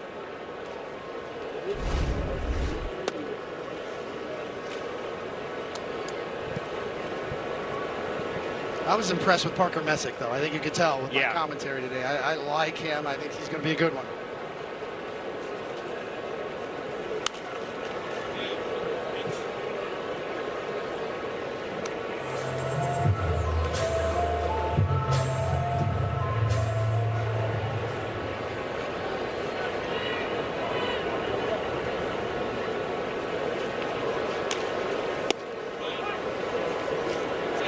1-2. I guess the best way to put it is pitchability is coming kind of back around full circle again. The value of somebody who can pitch a little bit, get soft contact, get the ball on the ground, get deeper into games.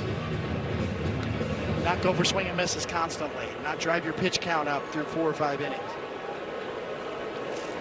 1-2. Yankees are a prime example of it this year. How much their starters have bailed them out the first 2 months of the season. And gone deeper into games. So on a day like today, in this series, when you need extra work from your bullpen, they haven't been overused yet.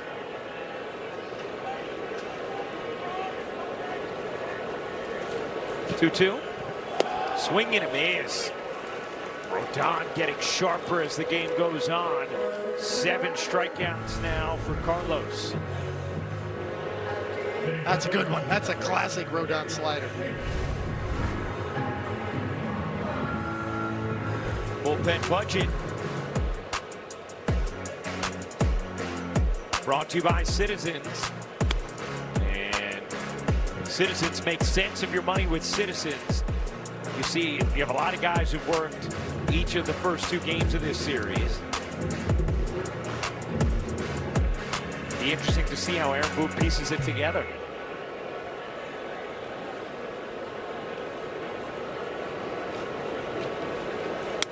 Steve Vogt was saying that these games have been so good for his young guys like a Lauder or a Bazzana to see, okay, what's it like, the different moves in a tight game late, the intensity going up against a really good team.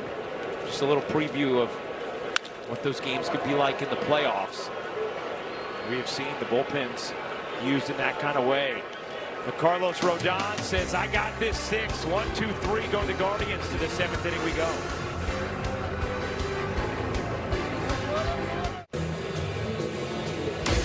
Let's check out one of today's player props, brought to you by Bet365, where winning is everything.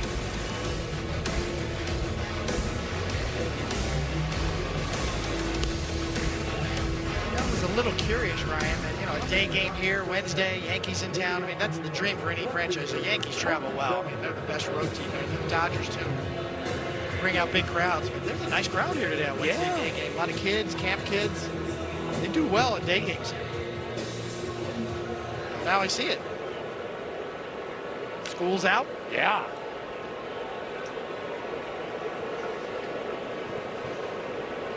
New pitcher for Cleveland.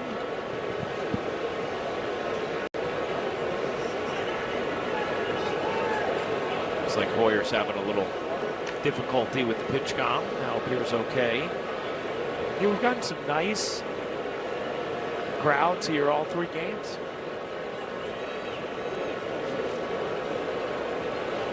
Now he's going to have to re-examine the pitch comp situation. Let's just go back to Rodon for a moment. His pitch count was so elevated and giving up the 2 runs in the 4th. You're wondering, is he going to be able to make it through 5? Then 6 up, 6 down in the 5th and 6th, using just 21 pitches, and allowed him to get through an inning that it looked like he was going to reach for a while earlier in the game. It's a great point. He's got a little old school in him in that he's so pumped up when he pitches. He goes maximum effort a lot. That he needs to get the rough edges worn off a little bit, so to speak. And then he gets a groove. A lot of pitchers like that. Get through the first couple of innings. Now I have a feel for what's working, and now I can get in a groove. Sometimes you fight it early.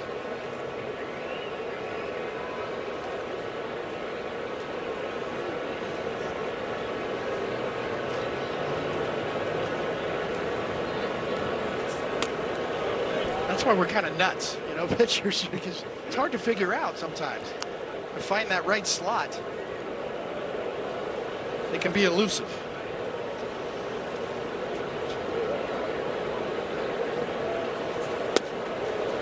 Ellinger, big back, 2-2.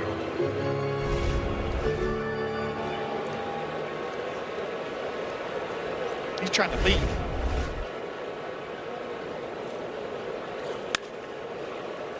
slaps that foul. Now he's trying to stay alive. Yeah. That's the approach of Bellinger right there in a nutshell. Took a chance, tried to launch, and okay, now I'm back to my two-strike approach.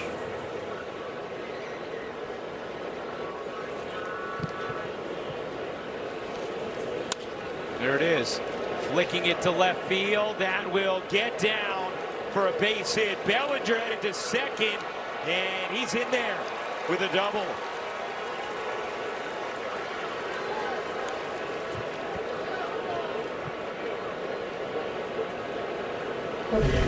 Yeah, but the exit velocity, Brian.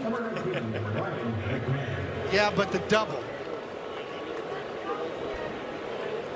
Oh, on the chalk. Thing of beauty if you're a hitter. Backbreaker if you're a pitcher.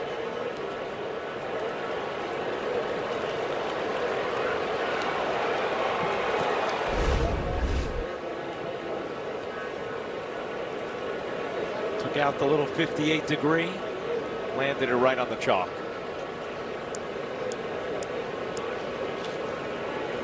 And a leadoff double for Bellinger. Meredith? Ryan, you mentioned the two-strike approach. He just seems so at ease in those situations. He had a huge at-bat in game 1 of this series with runners on, got to 2 strikes, and he said the key for him is just not trying to do too much, staying within yourself in those situations, staying calm, even keel at the approach. When I spoke to Paul Goldschmidt about it, he said it's impressive the way he's able to block things out and really just shoot it the other way sometimes. Don't try to hit a home run and put the ball in play. Good stuff, Mayor. And the other thing Aaron Boone's talked about is just the athleticism from Bellinger, the hand-eye coordination, the way that comes through in so many different elements of the game. And you can see it right there.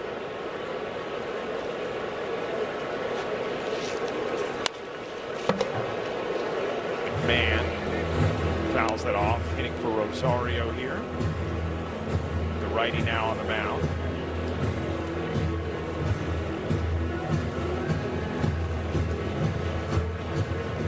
McMahon's been hot of late. .318 batting average over his last 15 games.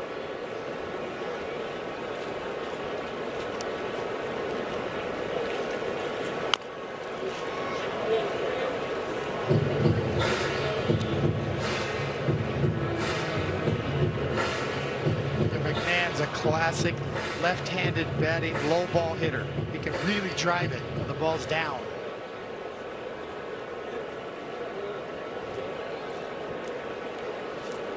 Hoyer deals. Strike 3 as McMahon is down looking there.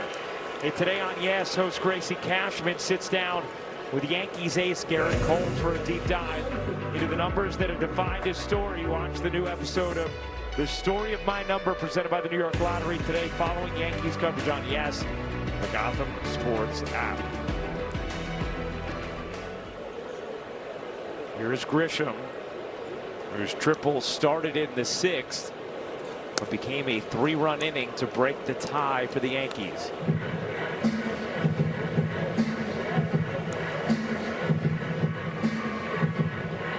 He hit that triple immediately following a successful ABS challenge to keep his at-bat alive.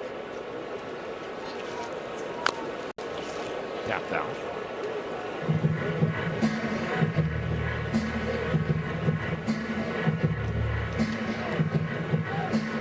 Hedrick getting ready in the Yankee pen.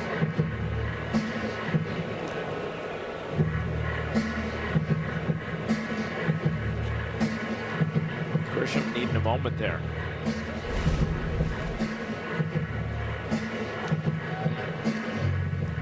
Nothing better than a dirty uniform, right? He's been in a lot of plays today. Collisions, slides, bang one off your shin.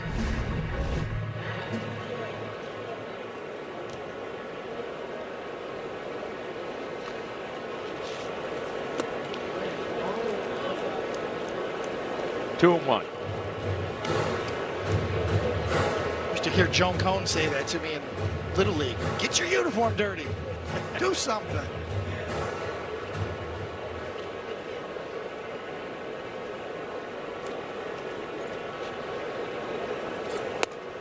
And it's 3-1 on Grisham.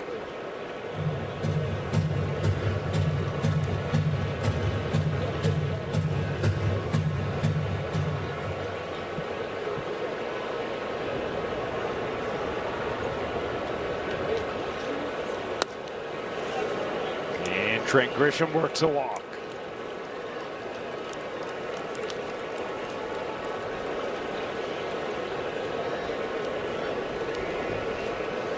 Heading for the Yankees, right fielder Jose Caballero. What else would Joan Cone yell at you during Little League? Throw strikes.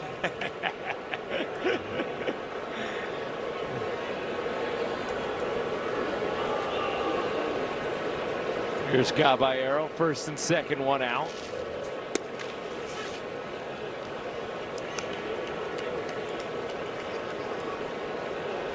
You know, most mothers, they want, you know, they gave you the name. They want to use your proper name. You know, there's no nicknames.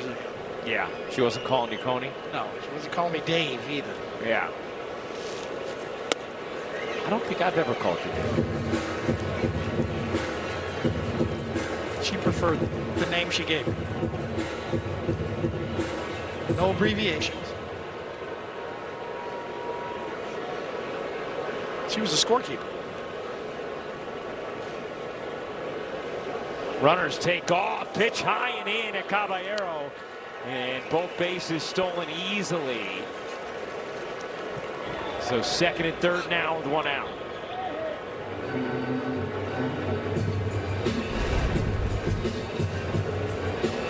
Caballero, a little chin music. At that point, Grisham's going to follow belly, double steal. Infield in now. 1-2 count on Caballero. One out, top seven. And Caballero will call time. Yankees looking to add some insurance here in the seventh after scoring 3 in the 6th. And Caballero is, I think he's frustrated with Hoyer not waiting for him to look up. Of course. That's his thing. Jose Caballero really tries to game the system in terms of the pitch clock. He wants to get in and not acknowledge the pitcher until about the 9-second point.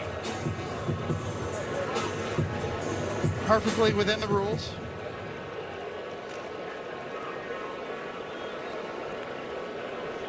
Now he acknowledges. The 1-2. Outside. But you could see how that would annoy the opponents, yeah. right? He's that guy. I think that's why Yankee fans have taken kind of a liking to him. They kind of like that, you know. They like that guy. You love him when he's yours. Yes. 2-2. Caballero slaps the single into right field. Bellinger will score. Grisham held up at third. It's an RBI single for Jose Caballero, and the Yankee lead is now 7-3. Up and away. Drilled the other way.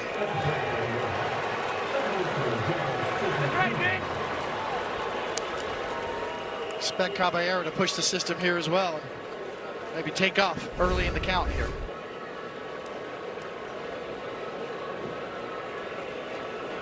First and third, one out. Here's Jazz. Big swing and a miss. 0-1.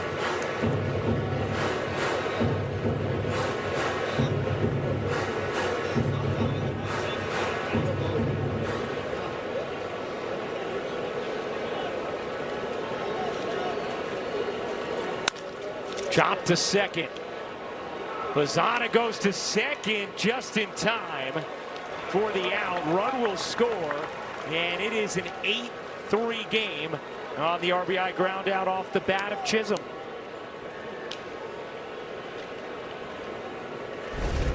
If you talk about momentum in baseball, you know, compared to other sports, so this is kind of an example of it. Rodon rights the ship. The Yankees scored 3 in the last inning, now 2 in the 7th so far. Take control of the game. There's Volpe. And an RBI double his last time up. That one squirts away. And Jazz will scoot to second.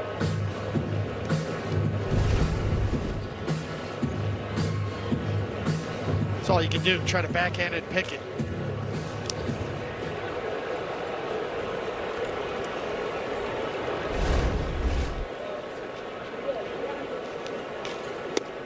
And it's 1-1.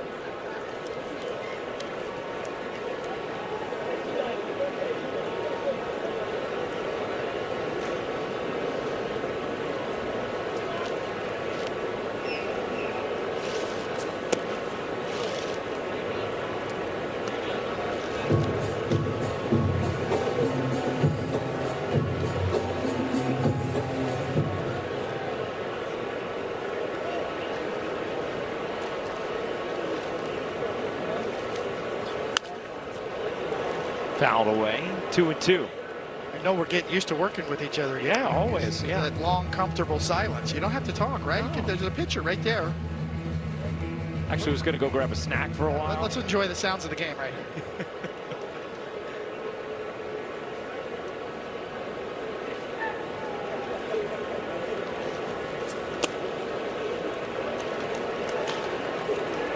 Sounded like a changeup in the dirt to me. Yes. Down is full on Volpe with 2 out. Jazz leading off second.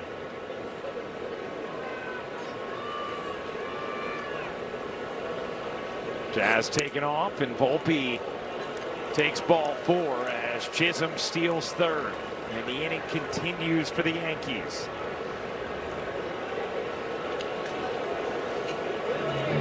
That's enough. Vogt will head out to get Hoyer. 30 pitches later. Yankees still threatening. Will step aside. An 8-3 lead in the 7th, and 2 still on for the Yanks. Well, the World Cup is coming to New York and New Jersey. You get in. Well, it's time for the Name That Yankee answer, David. I got this one. What do you got? Jarrett Wright. Yes! Of course. There you go. Think about those playoff starts that he had against you guys.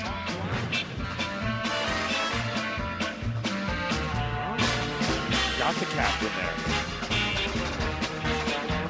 Tino too. He was electric when he first came up and in that playoff series.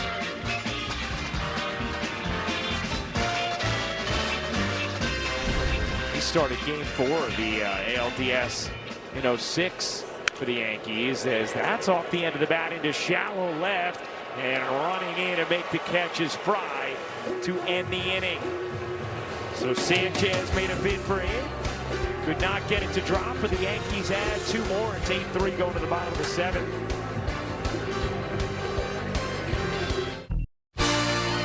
It's Justin and Jack with your Ford Studio update. Carlos Rodon with 6 strong innings so far today, and the beneficiary of a diverse Yankees offense. Yeah, the Yankees have spread it out offensively. 7 of the 9 starters have hits. And Justin, how about the 5, 6, 7, and 8 batters? They have combined for 6 hits, 6 runs batted in, and 7 runs scored. We'll see if they can close it out. Jack and I will have you on the postgame alongside Meredith Marakovitz. For now, let's go back to the booth with Ryan and David. All right, Shacky looking forward to that. 8-9-1 for the Yankees, 3-4-2 for the Guardians. Carlos Rodon, a strong start and a gritty one. Finished really strong, retiring his final 6 hitters on just 21 total pitches. Jazz Chisholm Jr. been all over it today. A triple, 3 ribbies, 2 runs scored. First batter of the game took Carlos Rodon deep. At the end of the game, he stands to be the winner, potentially. Brent Hedrick into the game for the Yanks. McMahon over at third now, and will get tested right away. 1 pitch, 1 out. Music to my ear. Well, could you say that again? 1 pitch, 1 out. That's lovely. You wanted me to say it the same way, right? Any pitcher, that's the best thing you can do. Yeah.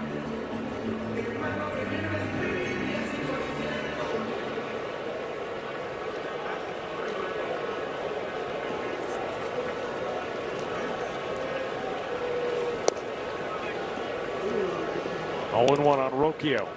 Well, especially, David, in this series where it's been some long games. A lot of deep counts, a lot of tough at-bats. Yep. Little pop-up. Right side. 3 pitches. 2 outs. More music to your ears? Even better. And also what Aaron Boone needs right now, because that bullpen has been used thoroughly over the last 2 days. 5-out save right there, this guy. Wow, yeah, had a 5-out save yesterday, up today. Which just shows you how limited Aaron Boone is and who he can use down there, or who he feels comfortable using. Somewhere Goose Gossage is going, oh, that ain't nothing. Yep. What are you talking about?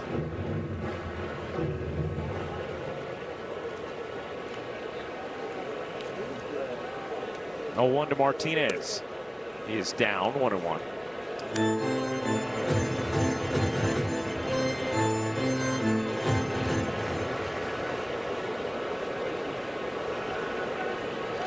Awesome shot of the field here, Progressive, and now 1-2 on Martinez. You know, of all the Yankee relievers, there's kind of always one guy that's kind of your steady Eddie guy. And yeah. It's been this guy. Yeah. You know what you're going to get when he's out there. He's not afraid. Throws a lot of strikes. And critical to their first half. Definitely in the circle of trust. The 1-2. Little looping liner that will get down into left for a base hit.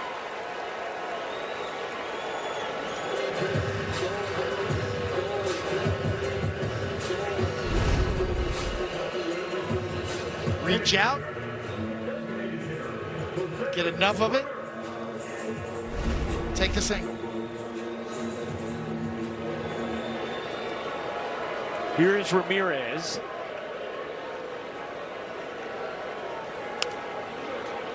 Fights that off into foul ground and just over the Guardians logo on the dugout.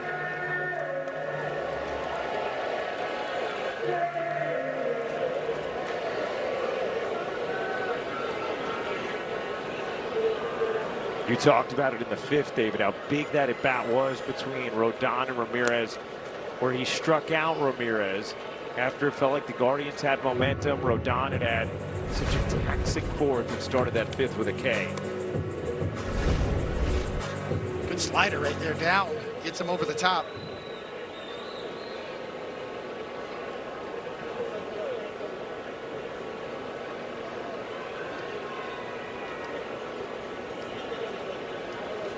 Yo, 2. Went to it again.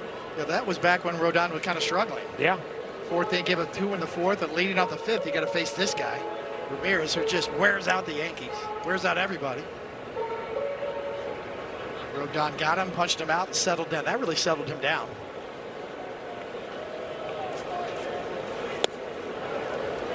Two and 2.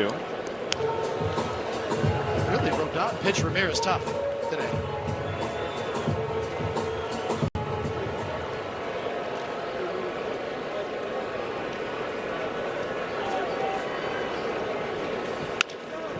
Grounded to short. Volpe will go the short way and end the inning. To the 8th we go. The Yankees 6 outs away from a sweep.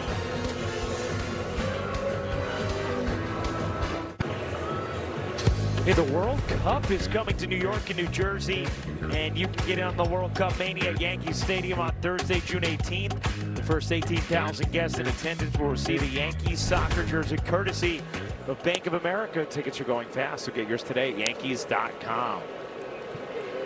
I love the way the city feels during the World Cup when it's anywhere, never mind actually hosting it. Get the watch parties, the big screens out around the city. Watch parties are intense. Yes.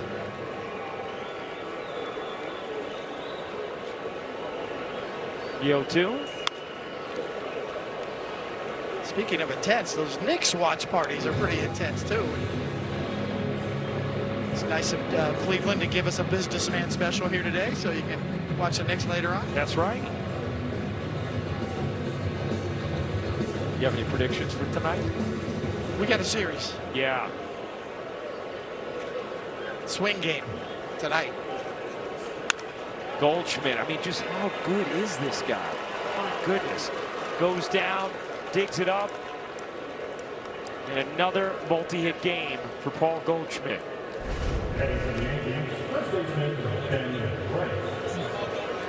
Break out a 2-iron there, right? Go down and golf it out of there.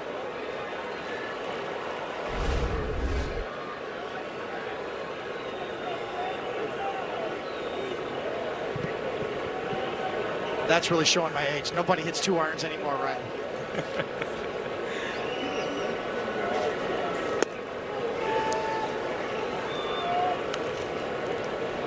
I literally was just, as you said that, thinking about, like, how would I use a 2-iron if I have one in my bag?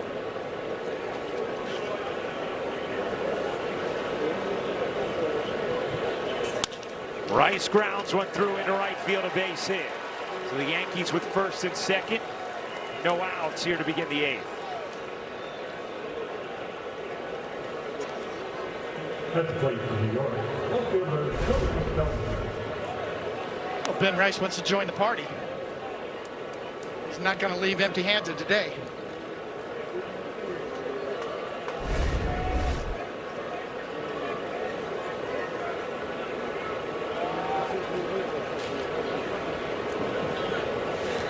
Bellinger up, takes the ball.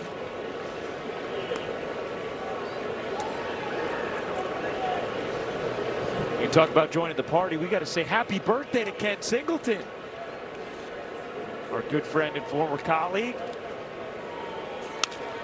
Bellinger pops that one up. Left side of the infield fly called. One down. Professional women's softball.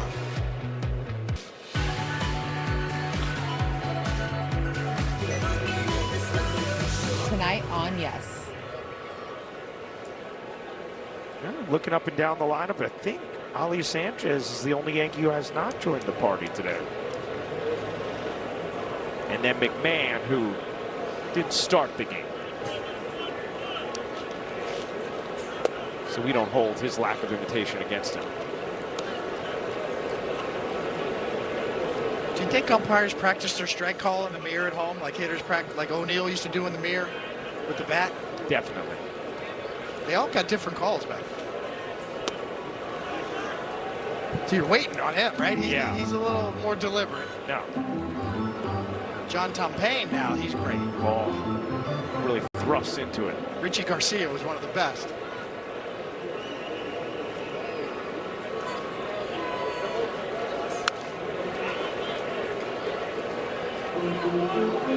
Dutch Renner, legendary. Yeah.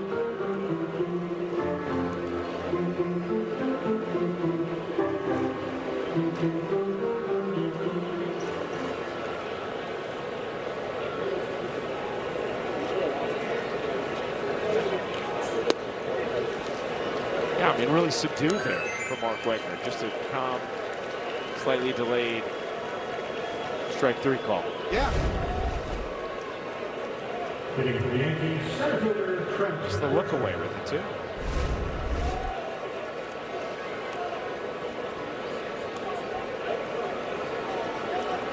Here's Grisham, who has singled, walked, tripled, scored 3 times today. Was there anyone's strikeout simple behind plate that you didn't care for, that was down on the list? Tim McClellan was a great umpire, but he was a hesitator, like even more. So he would yell that, so everybody on you could hear him vocally say the call. So the batter and catcher knew. Up here, he had to wait. And he's so tall too that it took him a moment to unfurl.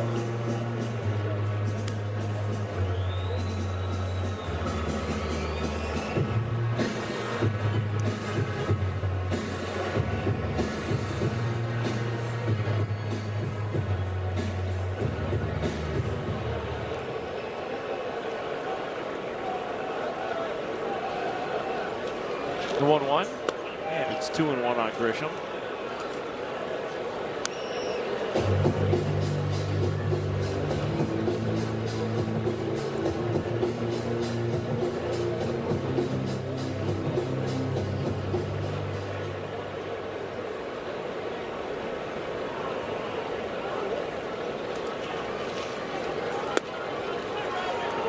Count is even, 2-2.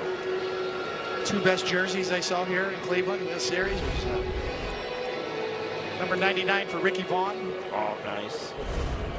And number 24 for Dorn. A Roger Dorn jersey. Yes. There you're going to go Pedro Serrano. Yes, even next.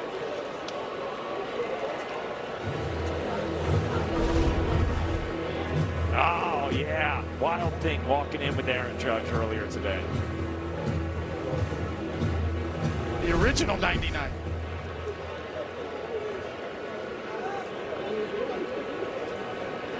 First and second, 2 out, 2-2 pitch coming. Grisham skies that to center.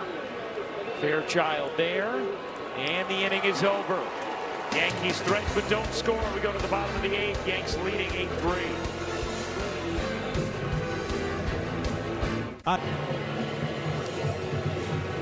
Well, back here at Progressive Field in Cleveland, and the Yankees head into the bottom of the 8th, leading 8-3. Ryan Yarbrough. Pretty good so far this year. Veteran, he can start, he can relieve. And in today's game of velocity, he can trick you. With 88, 78, it's kind of fun to watch, I think. Aaron Boone feels pretty good about it right now. Getaway day, trying to close this one out, head on up to Toronto, get an off day up there, take on the Blue Jays on the weekend. One of your old stomping grounds. Yeah, I tend to wear out my welcome everywhere I go. No, I don't think so. Been a yes a very long time. 3 different times. Here's Yarbrough facing Hoskins. 0-1.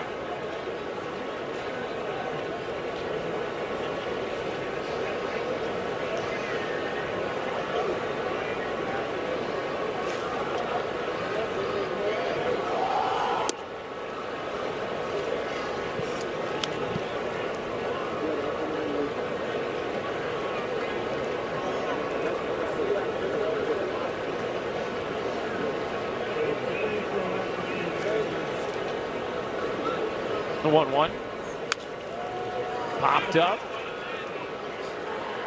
Rice battling the sun, makes the catch. One away. Hey, Friday on the ass. The Yankees head to the 6th to kick off a weekend set with the Toronto Blue Jays. Extended coverage starts 5:30 with 2 full hours of pregame leading up to first pitch shortly after 7:30 on the ass. The Gotham Sports app.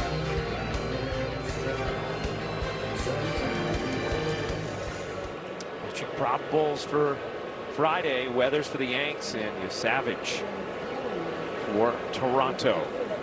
Savage and Schlittler had that great pitching duel a few weeks ago at the stadium. Great matchup. You know there's going to be some upstaters and Buffaloers going to just head over the border over the weekend. Should be some big crowds up there. Toronto in the summer is just lovely. Pitch is called the ball. Catcher's challenge. All right. Sanchez says he thinks it's a strike. And he is Call incorrect. confirmed. New York has 1 challenge remaining. 2.2 inches. Maybe he thought you got to use it or you lose it. I don't know.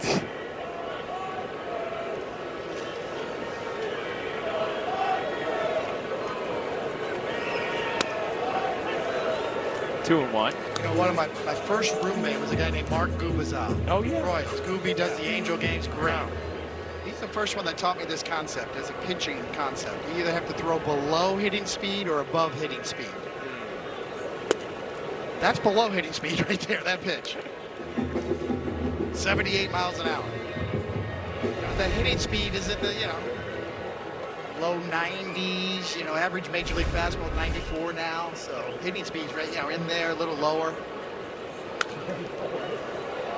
You throw a lot of your pitches in that hitting rate, that's hitting speed, right to the timing of a lot of major league hitters. So I really feel Yarbrough is really thriving for the Yankees because he's a master of throwing below the hitting speed and painting corners, changing those speeds. And that's what allows him to throw an 85-mile-an-hour pitch that cuts a little bit, that eats him up.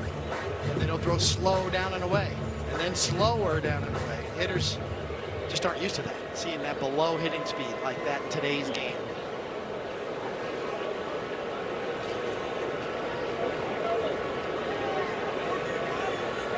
Swing and a miss. Below hitting speed. There's another prime example. You're so geared up for velocity in today's game, you just can't wait. Another look. Could have swung twice before that one got there.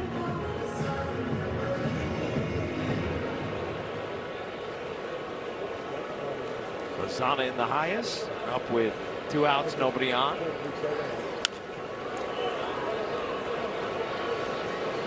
I know you want to hear that one again. So.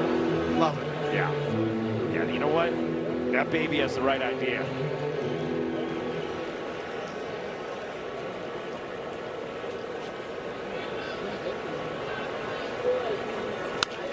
Grounded weakly to short. Volpe charges and fires a 1-2-3/8 for Ryan Yarbrough. We go to the ninth. And everyone trying to stay cool in Cleveland.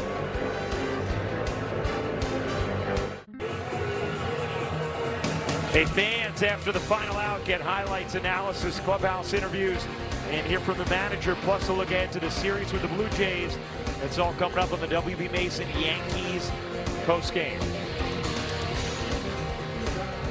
The Yankees 3 outs away from a sweep. Aaron Boone has to feel good with the way he's been able to navigate the pen in these 3 games.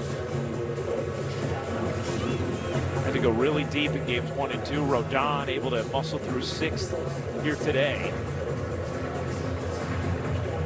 Caballero right in the middle of the whole day in numerous ways.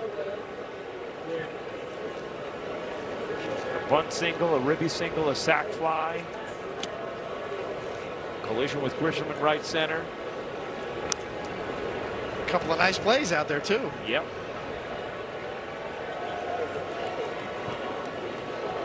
He's a guy who you feel when he's on the field.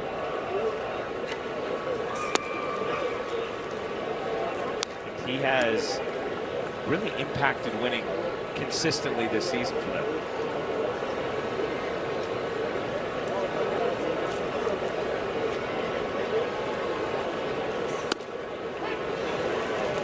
Caballero is going to challenge that. Pitch is called a strike. The batter's challenging.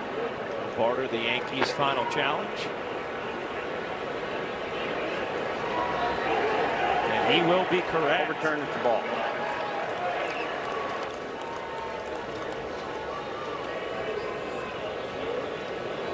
Three and 0.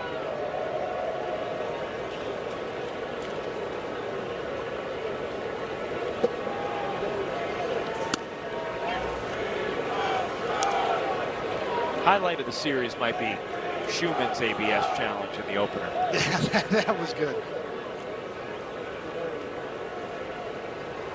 Better than average numbers for Caballero when it comes to challenging.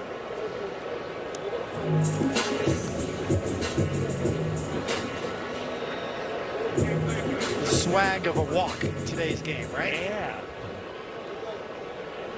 Used to love the way Aaron Hicks would walk. Toss that bat aside.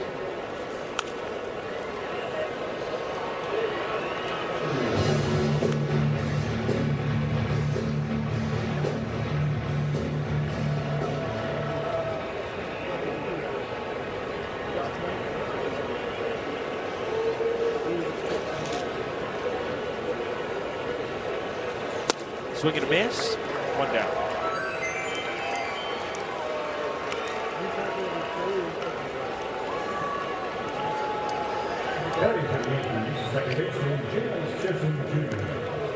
It's no problem with this guy now. He can wear his hair and his face because we relaxed the rules. Remember the sync with him? Yeah, Nate the Bat Boy. Nate a couple the years Bat ago. Boy, baby.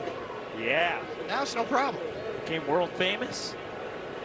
Guys almost made it to the All-Star game one year, and all thanks to being discovered by Michael Kay during a game. But I know you've been having music on your mind, Coney, throughout the course of this series, so some musical notes when it comes to Nate. Now, when we first saw him in that Yankees dugout, he was a part of a band called the Open Doors. After people saw him on TV, kind of went viral, and he actually played a gig in Brooklyn. They were together for a little bit, but as it happens often with bands, they broke up. But don't worry, he's with a new band, Midwinter. They just went on a 5-week tour.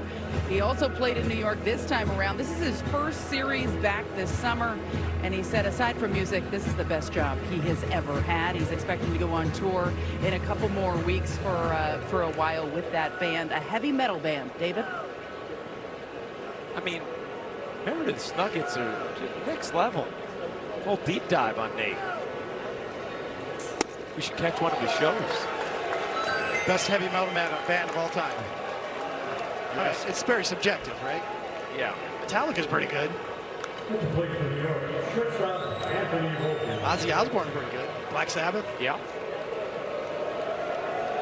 I haven't heard Nate's band yet, though, so they could be number 1 on my power rankings.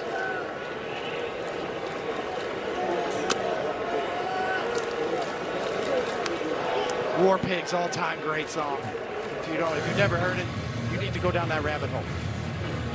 Put that on my next Coney playlist. It may work its way in somewhere. Can't wait to see how you get War Pigs into a scouting report.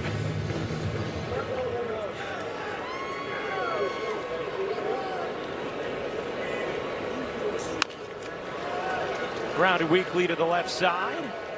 And Schneemann will throw out Volpe to the bottom of the 9th we go.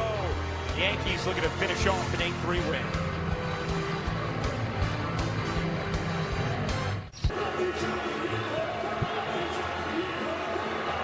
This copyrighted telecast is presented by authority of the New York Yankees. It may not be reproduced or retransmitted in any form, and the accounts and descriptions of this game may not be disseminated without the express written consent of the New York Yankees. The Yankees 3 outs away from a sweep. What will be a very happy off day tomorrow. Going up against the Guardians team atop the AL Central.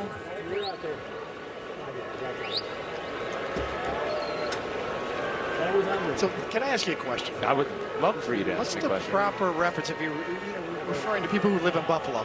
Buffalonians? What did I call it? Buffaloers? Whatever it wasn't a thing. That's a great question. Buffalonians? Maybe Buffalonians? People from Buffalo. Yeah, I like Buffalonians. That sounds... Buffaloers is not a thing. No, the Buffaloers. I don't think so. Oh, wow. How about that? I mean, that is some pull.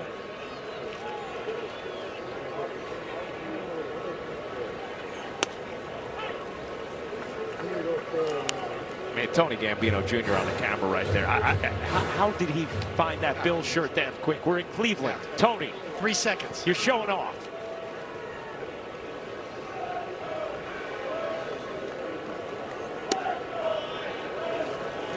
Maybe we could ask Chad Michael Murray. He's a big Buffalo guy. Yeah. Former star of One Tree Hill. I like it. Yeah, Lucas Scott. Yes.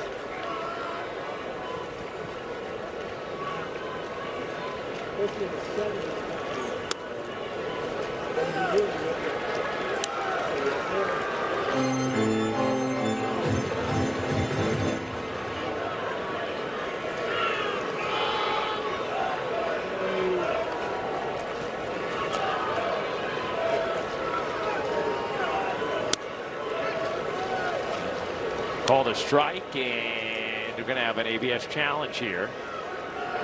Pitch is called a strike, the batter's challenge. And yeah, well, that one wasn't close. Hence the conviction from Fairchild. Mark Wagner seems sad to deliver that. It's almost 3 inches outside. Yeah. The tone in his voice says it all, right? Yeah.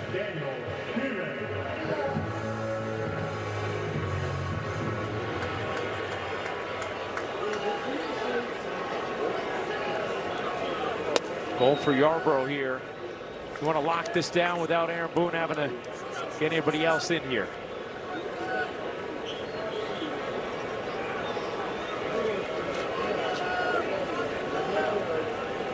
Showed you the bullpen budget earlier, just how much the Yankees pen has been used over the last few days.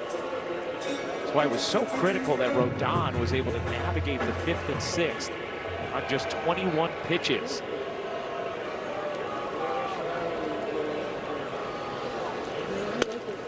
One and two.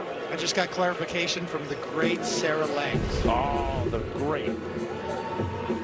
It's Buffalonians. Buffalonians, okay. I like that.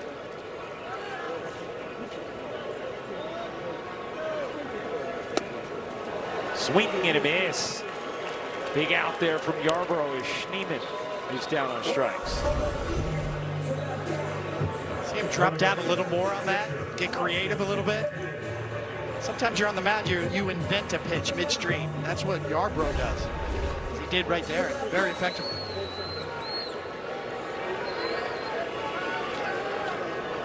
Here's Hedges.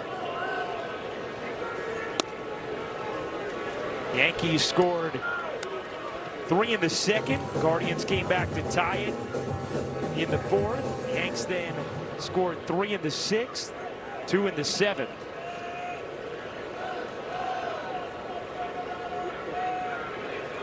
I was asking Aaron Boone earlier today about the way the Yankees have been performing late in games, the offensive success they've had over the last few days, and the importance of that. He said, where it's important is just building grit over the course of your journey and gaining confidence executing in those high leverage situations, both individually and as a team. That's powered in the air to left center and deep. Grisham looking up. That's off the wall. Grisham will play it into the cutoff man. Volpe, runner coming home, and Volpe will put it in his pocket. It's an RBI double for Hedges, and it's now an 8-4 game.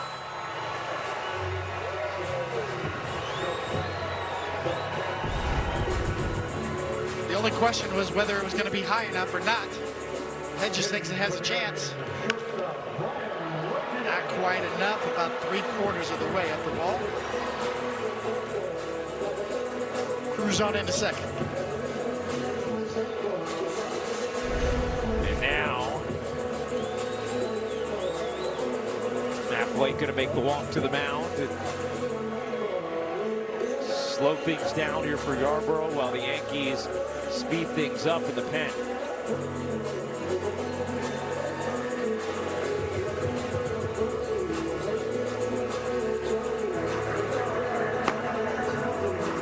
And it is Bednar who will start to throw. Bring glass in case of need.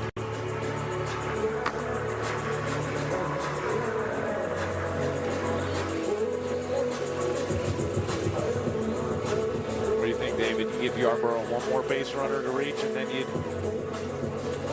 Yeah, you usually want a one-run margin of error. So if the closer comes in and gives up a homer, you still have 1 run in the lead. So that's why most managers like that grand slam lead, you know, that 5-run lead. Volpe on the backhand, goes to third brilliantly for the easy out. An awful base running mistake there from Hedges. And Volpe heads up, goes to third for the 2nd out. Indeed. I mean, this is the only play Volpe has. He's got no play except Hedges.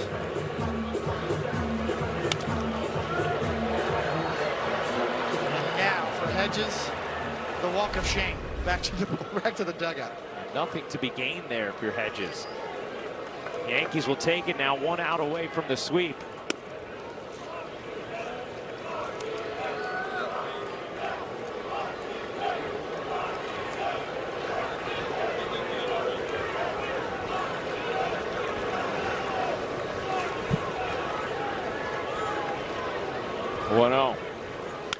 Hit hard. Oh, what a snare from McMahon.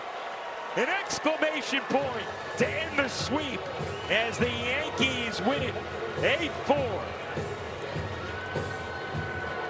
And the Yankees a season high 15 games above 500. Well, a lot of accolades to go around. that guy can play some third base right there, McMahon. That's easy for him. Carlos Rodon right in the middle of it, the way he righted the ship, got through 6 innings, swung the momentum back in the Yankees' favor. So I give Carlos Rodon a lot of credit. The Yankees able to come into Cleveland and win 3 games that required some late inning magic. We'll step aside, come back with the awards in a moment here on Yes.